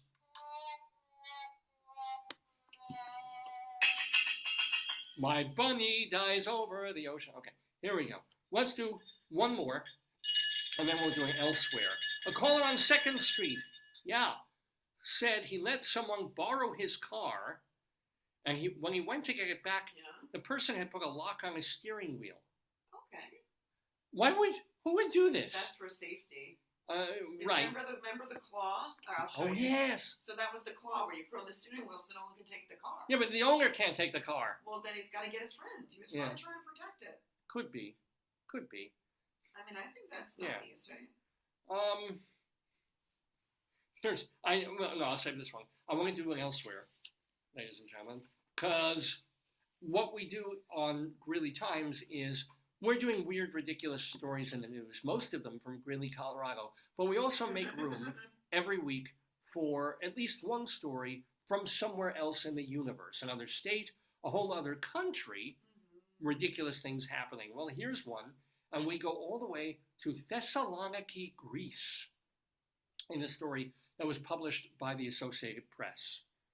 A judge in northern Greece imposed a suspended 1-month prison sentence on a man who was convicted of disturbing his neighbors. Okay. How do you think? I'll throw this one at you a bit. How do you think he made his neighbors kind of queasy and disturbed? He reenacted the "It's Time to Pee" book on his lawn. No, does involve sort of a lawn in a way, kind of. He got up 5 a.m. and rode his lawnmower every day. Oh That no, would be bad. that would be bad. What could he have done? Well, he repeatedly sneaked into or onto their properties and would smell their shoes. How does that harm anyone? It doesn't say Isn't that what Marla Maples did, right? Or somebody had a shoe fetish. Well, sure, you can buy shoes and put them in your closet, but if you go onto, I guess, your neighbor's lawn. Yeah, but why would they put their shoes on the lawn? What's going on over there? That's what I want to know. We have customs because we live with Turks, right? So I don't wear shoes in the house. Right. Yeah. Right. So I never I don't either. I hate it. With them, we never did. We took our shoes off, right? Right. So maybe they have maybe they live in a community where they don't want to keep the rugs clean, or they have some cultural practice, and they leave their shoes outside. Or they get wet. Why would you leave them on the lawn? I'd leave them on the porch. Or maybe they're maybe they're by the front door. Maybe they can't leave them on the porch because there's a lady sitting on the sofa. There you go. There it is. Yeah. So this 28-year-old Greek man told the court he couldn't explain his behavior, He's got a problem. which caused him great embarrassment. Yeah, animals love it too. Like there's your shoes carry your smell, right? So it probably smells maybe like people. I don't know. You could be smelling worse stuff. Shoes aren't the worst thing you could smell. Well, if they're leaving laundry on their line, but it's clean at that point. Shoes are still going to carry the scent of the owner. Yeah. He said he had no intention of breaking the law or harming anybody. Good. And his neighbors say he was never aggressive, but he was arrested before dawn when a neighbor found the defendant in his front yard sniffing his family's shoes, which had been left him outside to air. Because if you have foot odor, if you know that you have a foot fetishist, don't put your shoes in the garage. Well, yeah, but you shouldn't have to. If I come in the door, do I want to tromp all the way out to? How am I going to leave them in the garage? Then I'm going to have to walk barefoot back in the garage. That's true. Yeah. Whereas you open the door, you put your boots out, and boom. So what happened to him? Do we know? Well, he's been given a 1-month suspended prison sentence. Oh. Mainly the reason they did this was this has happened 3 prior times with other neighbors. How many people put their shoes out like this? What's going on over there? And they begged the man's family to make him stop. Why'd they get him some treatment? Maybe he needs rehab. I think he needs to go to church, and then he needs to talk to a Catholic priest who will make him give up his shoe fetish. Get ready, please, for Lent. Can I tell you though, what he needs to do? I really think there was one shoe store in Colorado where I think the guy had a foot fetish because he always wanted to try on the shoes. And I know my size. He's like, no, let me measure your foot and try on your shoes. I think he had a foot fetish. Maybe. But he could get a job in a shoe store. I know. If he got a job in a shoe store, like, it would solve everything. He could literally stay in the back room with their new shoes. No, but he's going to help customers try on shoes. So he could say, let me hold your shoes. I'll go take them in the back and clean them. And then they could get some, yeah, exactly. And then he would be probably the best salesman because he would know what they would like, maybe, right? Like, there might be a, you know. Like he comes at like 5:01 p.m. after the store. He's like, oh, fresh fungus. Why doesn't he just go to like a Goodwill or Salvation Army? Yes. Like just go and you could. Well, because they probably at that point spray them. No, but I think they can't get out the stink of the person. Well, it was like a bowling alley. Yeah. Oh, you get a job in a bowling alley. Well, the problem is, you not only get to smell the shoes that you're giving out, but people give you their shoes. People would give him their shoes. They'll give him their stanky shoes that they've been in for 2 hours. And they would give bowling. him, And then he's like, I'm just going to spray them. No, but initially in a bowling alley, to get the shoes, you have to give your own Yeah. shoes. Oh, yes. You have to turn in your shoes to get the nasty shoes, and then you give I wonder how many bowling alleys have foot fetishists I'm sure that's working in them. Yeah, it makes sense. It's a good job for them. And I admit, there are times I've gotten my shoes back in a bowling alley, and there's like a white puddle on where the heel is. When have you gone bowling? Oh, I haven't bowled in 20 years. Sure. I used to love it. I used to absolutely love bowling. I used to go every weekend when I was a kid, and just stay on the lane for.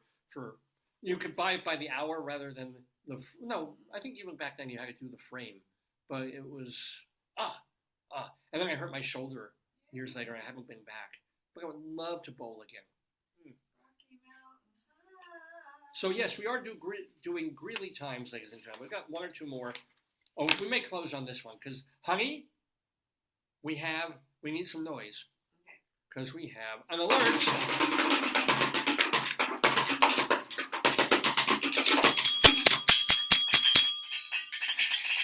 Now, unfortunately, it is not a chicken alert. It's not. It's not an eighth and eighth. Oh no, that's a letdown. Yeah. This is a Polish suicide alert. A caller on 10th Avenue said he and a coworker were trimming trees, and two men tried to walk under the trees while they were working. So it's basically like, it's one thing not to want to walk under a ladder. That's kind of a superstition. But if workmen are sawing branches off a tree, walking under a tree while that's happening, this is not. I don't care if it cuts off a little time on your journey. Probably not something you want to do.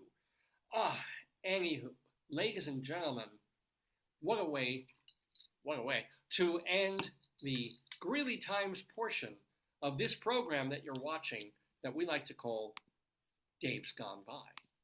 Mr. Horace Greeley was no fool.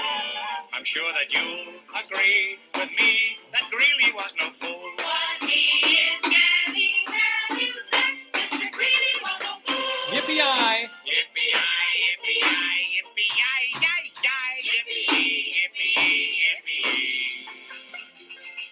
Ladies and gentlemen, yes, you have been watching the 960. She said, "Maura, eat your heart out." Poo-poo. Who was that guy, Liam whatever, from One Direction, Straight Down? It's like, I feel bad. That was...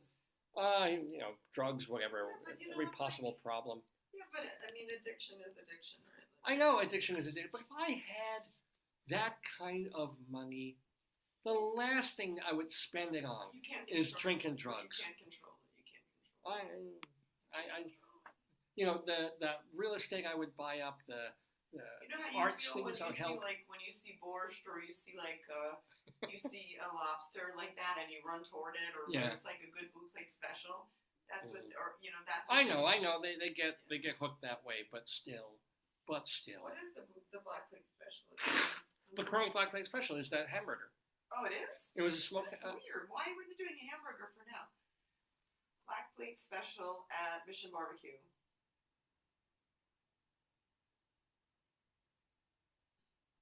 Why would they do a hamburger now? I don't understand. Well, he had mentioned. It says that jumbo XXL wings. Oh, that's right. I'm sorry. No, they had the burger on the menu, Right, it was popular. They brought it back as a regular menu item. I'm sorry. Or Granny sweet potato mash. Big cheesy potatoes. Must kill.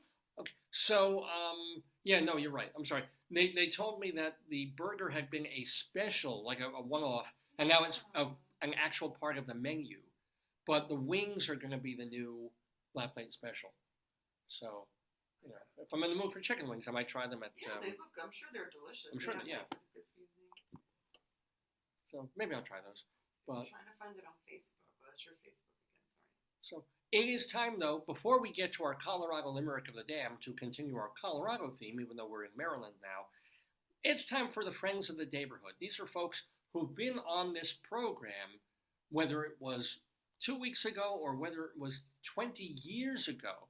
We kind of keep tabs on them. We're very proud of all the guests we've had on the show. For example, today we've had Lisa Faith Phillips. She's had a long career now in theater and cabaret, and you know you're going to want to go see her next Saturday night, October 26th, at Pangea, doing her show Let's Do It, The Songs and Love Affairs of George Gershwin.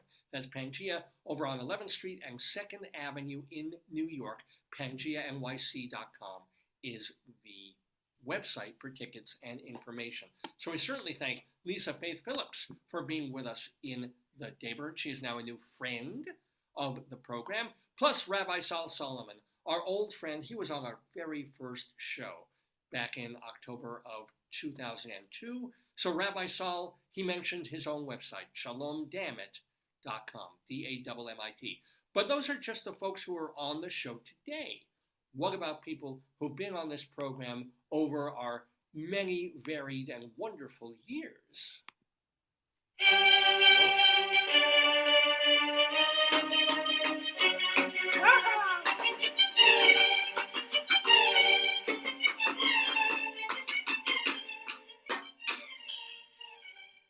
So yes, what are our friends of the Daverhood up to? Well, first of all, gotta wish a big congratulations to the singer-songwriter Jamie Stewart of a band named Shoo Shoo. They have a new album that just came out called 13-inch Frank Beltrami Italian Stiletto with Bison Horn Grips. That is the actual name of the album. 13-inch Frank Beltrami Italian Stiletto with Bison Horn Grips on the Polyvinyl label. And I got to tell you something. I asked in class this week, I asked the students what they did over, because they had a very, very brief spring break for like a day or two over the long weekend. Somebody just asked, are you suffering from mass formation psychosis? Oh, yeah. Oh, absolutely. Okay, good. No, but I asked the kid, did anybody do anything special? And one kid had gone to a concert. I said, what'd you go see? And he said, Shoo Shoo. I'm like, you've got to be kidding me. Shoo Shoo. The same Shoo Shoo? Because that was the band. We had them on when I was, because I didn't even know their music, and it's not my kind of thing.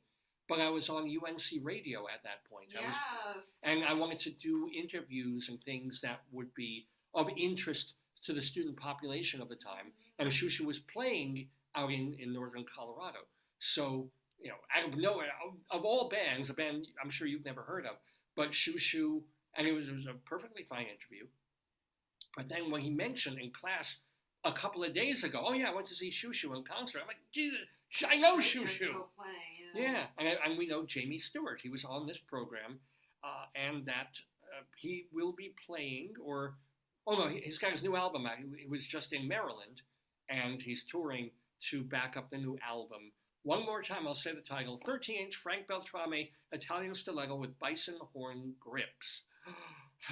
Okay, we want to wish a refuah shlema to, speaking of singer-songwriters, a particularly brilliant one, Matthew Sweet. He has canceled dates in October and November owing to, it doesn't say what it is, but an illness. So, of course, me too. He's an excellent, by the way, excellent guitarist. His guitar skills have really gone up there, as well as his great songwriting chops. So I'm hoping Matthew Sweet gets out there soon and gets well soon. We want to say one more time that Art Paul Schlosser, his artwork is at Fair Trade Coffee in Madison, Wisconsin, only now through Halloween. So you're going to want to see Art Paul Schlosser's work, his paintings, which are very uniquely his, and on view at Fair Trade Coffee in Madison. And then the news came down this week condolences, but not in like a death condolence thing, kind of a death career condolence to Jim Morgan, the artistic director of the York Theater Company in New York, our guest on the show a few years back. And the York Theater is just this wonderful place that is devoted to the American musical. And they do, on a almost nothing budget, for many, many years, they've been reviving shows, particularly shows that were flops years and years ago, but had a good song or two or three in them, or deserved another look, or they're by really great composers that just didn't have a big winner this time. Sometimes they would do hits from back in the day that just haven't been revived anywhere else. These things called musicals in mufti, and then full musical revivals. They've developed a couple of brand new musicals too. So the York Theater is like this wonderful off-Broadway mainstay in New York. I remember stepping up to see them all the way up on like 90-something Street, and then they moved down to, where did they move? To like the East 50s. Really a pain in the ass place if you're not using like the 4, 5, or 6 trains. But you go there, you go to this church, and it's just been a hell of a time because couple of years ago, not only were they dealing with COVID, but the church had this water main pipe burst, flooded the whole, and the theater was in the basement. All their archives, everything was in the basement. It just got completely flooded and ruined. So they've had to move to another church nearby. And so all this has been going on and dealing with COVID, as all the off-Broadway theater companies had to deal with. And then this I did not know, that Jim Morgan had a stroke in 2002. So there's all this backstory, but the York keeps going, and they've got a benefit coming. But apparently Jim Morgan had a Zoom call with the associate artistic director of the theater. Jim Morgan is the artistic director, and a guy named Jerry McIntyre is the associate artistic director, right? And Jim Morgan is, straight up gay white guy. McIntyre, not sure of his sexual preference, but a black man. And probably because of post-stroke or whatever, McIntyre felt really, really dissed about a diversity discussion that they were having. And Morgan said some things, I guess, that he shouldn't have in this private Zoom call with this longtime associate artistic director. And McIntyre. Now you're getting ads for that. Yeah. Right. And what happened was McIntyre kind of went public with it, and Morgan immediately was brought before the board and forced to resign after running the York Theater for 30 years. So I don't know what the content of that Zoom meeting was. Did they record it? I don't know. I don't know. He certainly hasn't made all of that public, but apparently McIntyre was hurt or butthurt about whatever the hell. Was there a lawsuit? There's no loss. I think it was just a thing of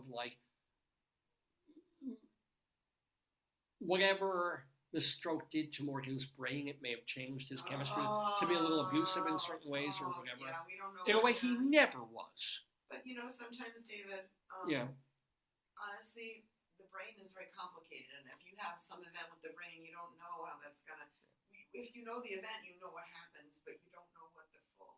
So Morgan, publicly, after he stepped down, publicly apologized, said, I might have said something, or I did something, whatever he remembers or doesn't remember saying, or he put things in a way that he wouldn't have pre-stroke, etc. Taking responsibility for probably saying a couple of things about diversity, but at the same time, New York was fairly diverse.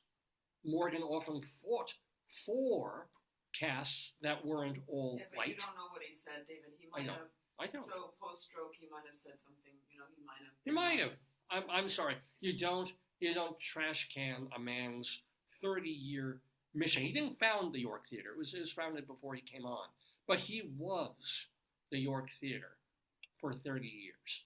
And so this kind of immediate public shaming and disavowal and like, you're out, without a gold watch or without a great fete. It rankles me.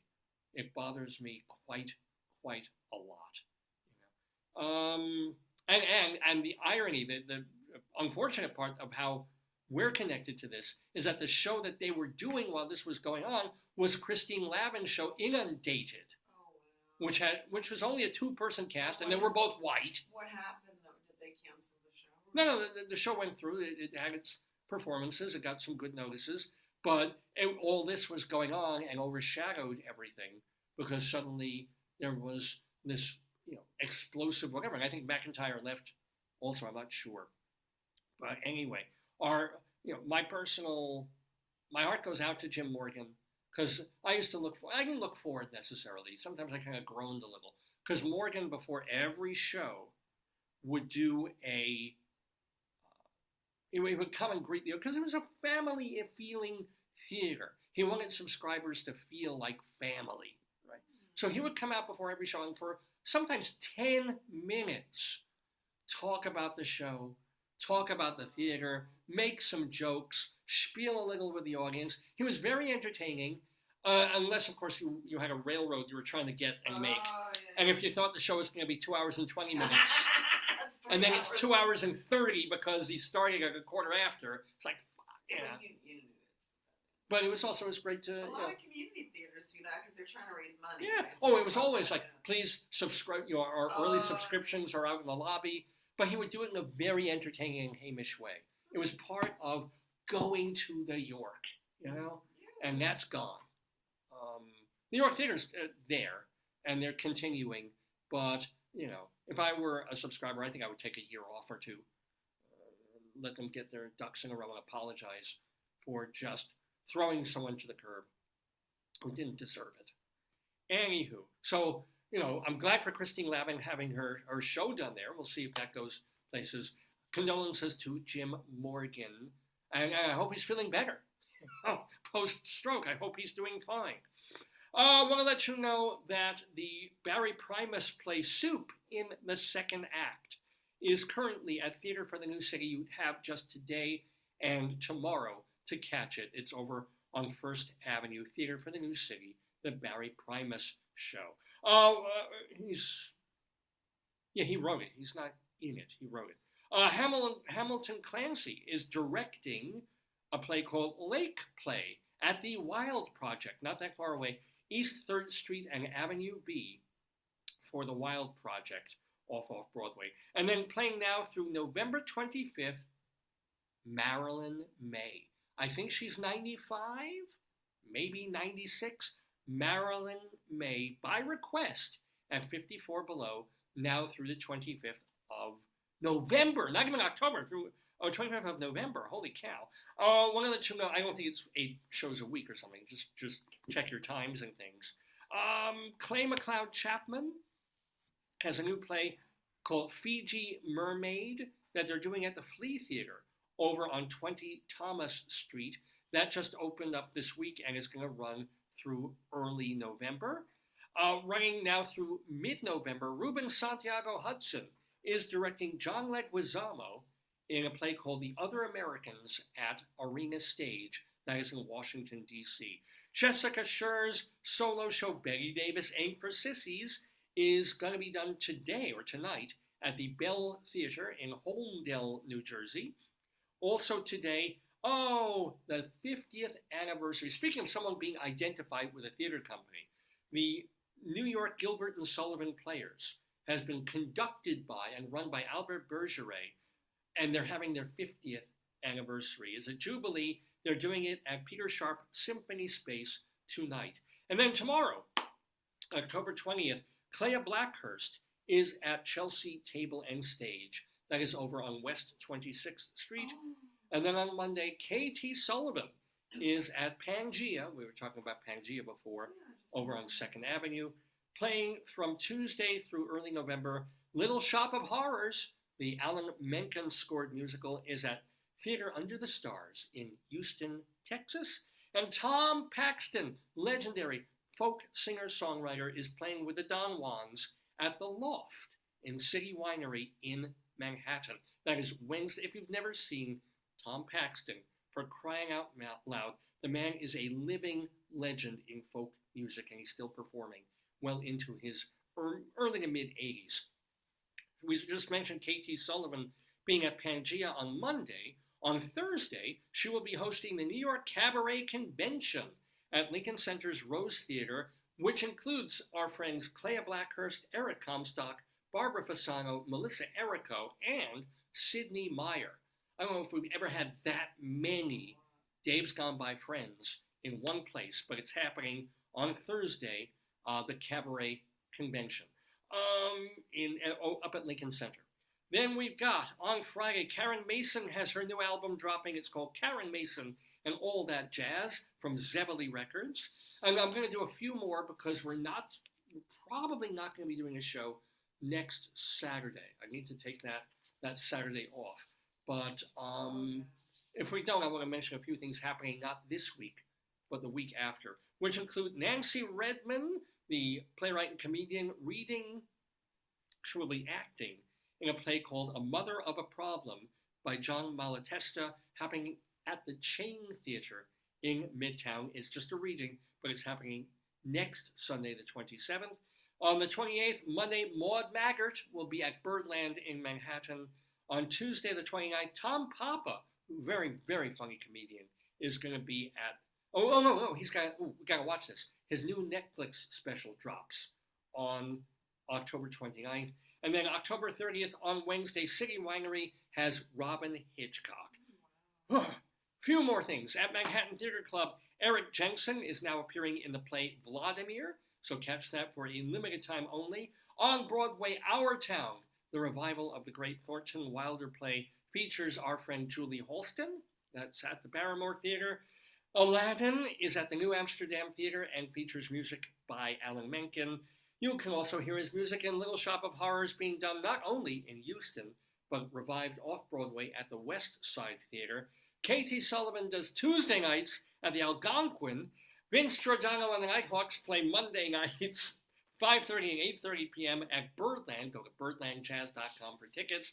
I want to give, of course, a shout-out to our good friend Evan Seplow and his New York nightlife website, stagebuddy.com, plus Dr. Demento doing new and old Dr. Demento shows at drdemento.com. Our friend Leslie Hoban Blake and Charlie Gross co-hosting Two on the Aisle on Manhattan Neighborhood Network, with portions of episodes and entire episodes also available on YouTube. It's called Two on the Aisle. David Sheward, writing for TheaterLife.com, CulturalDaily.com, and TotalTheater.com. Vicky Quaddy out there doing Are You Smarter Than Your 8th Grade Nun and Late Night Catechism over in Chicagoland. Michael Garin playing Tuesdays through Saturday nights at the Roxy, and you can also tune into his Facebook page and just hear his wonderful cocktail music for that timing. And ladies and gentlemen, those, my friends, are the friends of the Daverhood.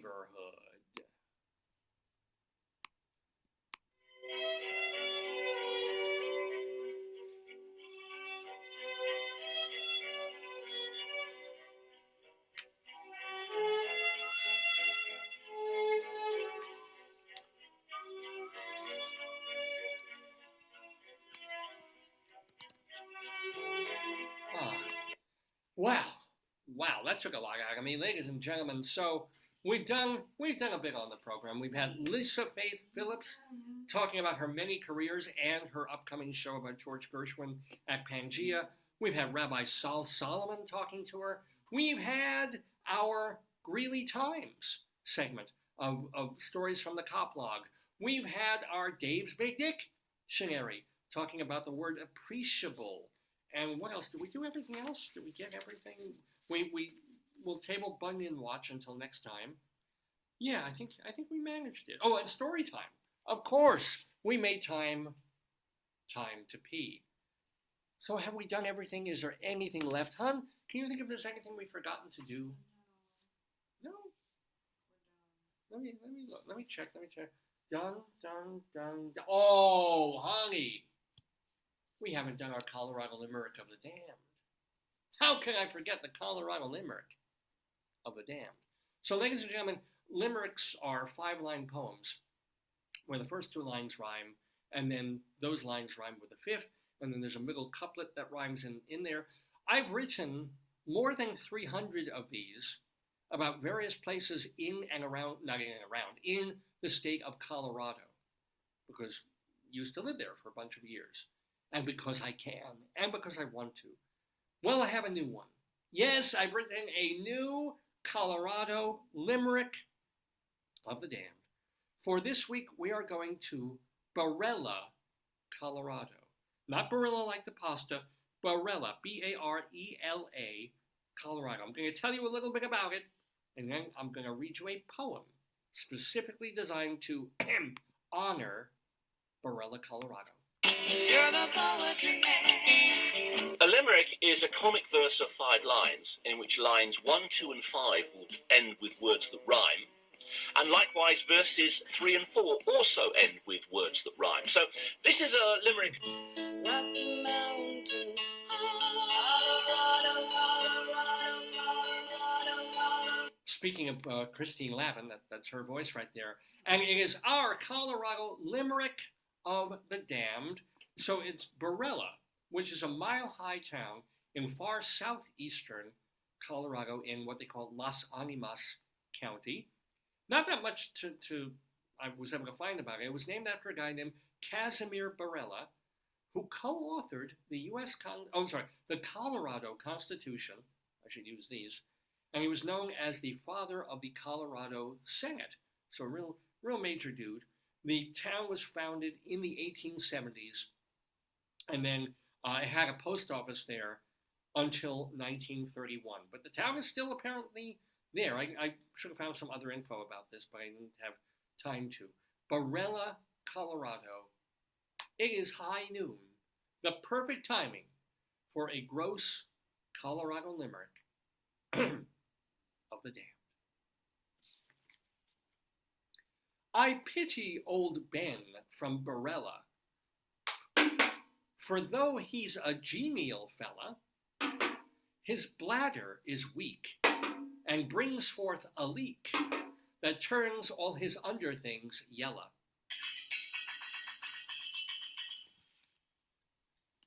Please send your comments and complaints to davesgoneby@aol.com. davesgoneby@aol.com. I can't respond to everything I get, but I do try and read everything, and I love getting your comments, or well, not your complaints, but I do love hearing from you, as well as when you post on the Facebook page. If you give me a thumbs up, an emoji, or if you write something, or respond to something we're talking about on the show, I love it, love it, love it. So davesgoneby@aol.com, or posting on the Facebook page. Also, we have a Twitter feed, Radio Dave 2, Radio Dave and the number 2, and our Instagram page, which is dave.lefkowitz. So, and also Rabbi Sol has a Twitter feed, by the way, at Rabbi Sol Solomon. All these different ways to stay in touch with the show. Don't forget to check our archives, davesgoneby.com, for every show just about that we have ever put on. Every show that we've ever done, davesgoneby.com. So the early ones are audio only. The later ones, they're the videos too. It's all there. Check them out, especially now that archive.org is down for the unforeseeable future. I mean, they're working on something. They've got certain parts of the website, but not the big archive. Yeah, so it goes. I wonder if it's a legal thing. Maybe. I wonder. I'm hoping it's not. I'm hoping it's technical. Saying one of your videos is in. Oh, yay. Excellent. So. Jen is missing? Oh, yeah. I got that early in the week. Yeah, Chan is missing. And I also got another piece that I'm going to need for school. But anywho, that's, I haven't mentioned him in a while, but Uncle Floyd Bavino, who was on this program. Speaking of people who've had strokes, he had a couple of minor, not so minor strokes that he's been getting over for the past 2 years. But he has a thing where you can watch older episodes of the Uncle Floyd show, and he kind of has the rights to do this. He can't make them available. He can't license or market them, But what he can do is he and Scott Gordon, they have a podcast together that they talk about the old times and what Floyd is up to or his memories. But there's also something that Scott Gordon does. And he'll go on I think it's once a month, or maybe once a week, with an old full episode of the show, and they'll have a watch party. And Floyd won't be part of that, but Scott can, and you can pay whatever it is, $5, and sit there just like in old times when you turned on channel 68 and put on your computer, watch an Uncle Floyd show, comment while it's happening. Scott Gordon will talk about it, answer questions. It sounds like a lot of fun. And we do wish, even though he was a real pain in the ass once the show aired, but we do wish Uncle Floyd good health and recovery and all that sort of thing. Anyway, it is 4 minutes after noon in the Daverhood live on this Saturday, October 19th, 2024. And this really wraps up the 964th episode of the program. Please tune in next time. As I said, we probably won't be. An appreciable difference. There will be, because next time probably won't be next week. We're not going to be on next Saturday for the show, so you'll have to do without me one more week. But we should be back on November 4th. Ooh, let me tell you, I think we have our guest lined up. It's going to be. It's right before the election. Not November. I'm sorry, November 2nd, I think. We're working on it. It's not completely set yet. Although we know on January 4th. Speaking of far ahead, we have stand-up comedian Candice Guardino will be on the program. So, That's yeah. far ahead. Yeah, I know. They sent out a release. But and it might also be related to something she's doing. Yeah, exactly. Yeah, we got a release for a show in January. That makes sense. And we said, hey, we're interested. And said, let's book now. So we did. So that's great. And we're pretty sure we got someone for the second, but I don't want to say yet. But that's when we'll be back with a brand new 965th episode of the Dave's Gone By Show. I'm Dave Lefkowitz. That's my wonderful wife. And you guys are your wonderful you. Shout out for the Jewish holidays to all our friends. Happy Italian Heritage Day. At least in Towson, Colorado. Towson, Maryland. We'll see you soon with another episode of the Dave's Gone By Show. Dave's gone by. Dave's gone by. Dave's gone by.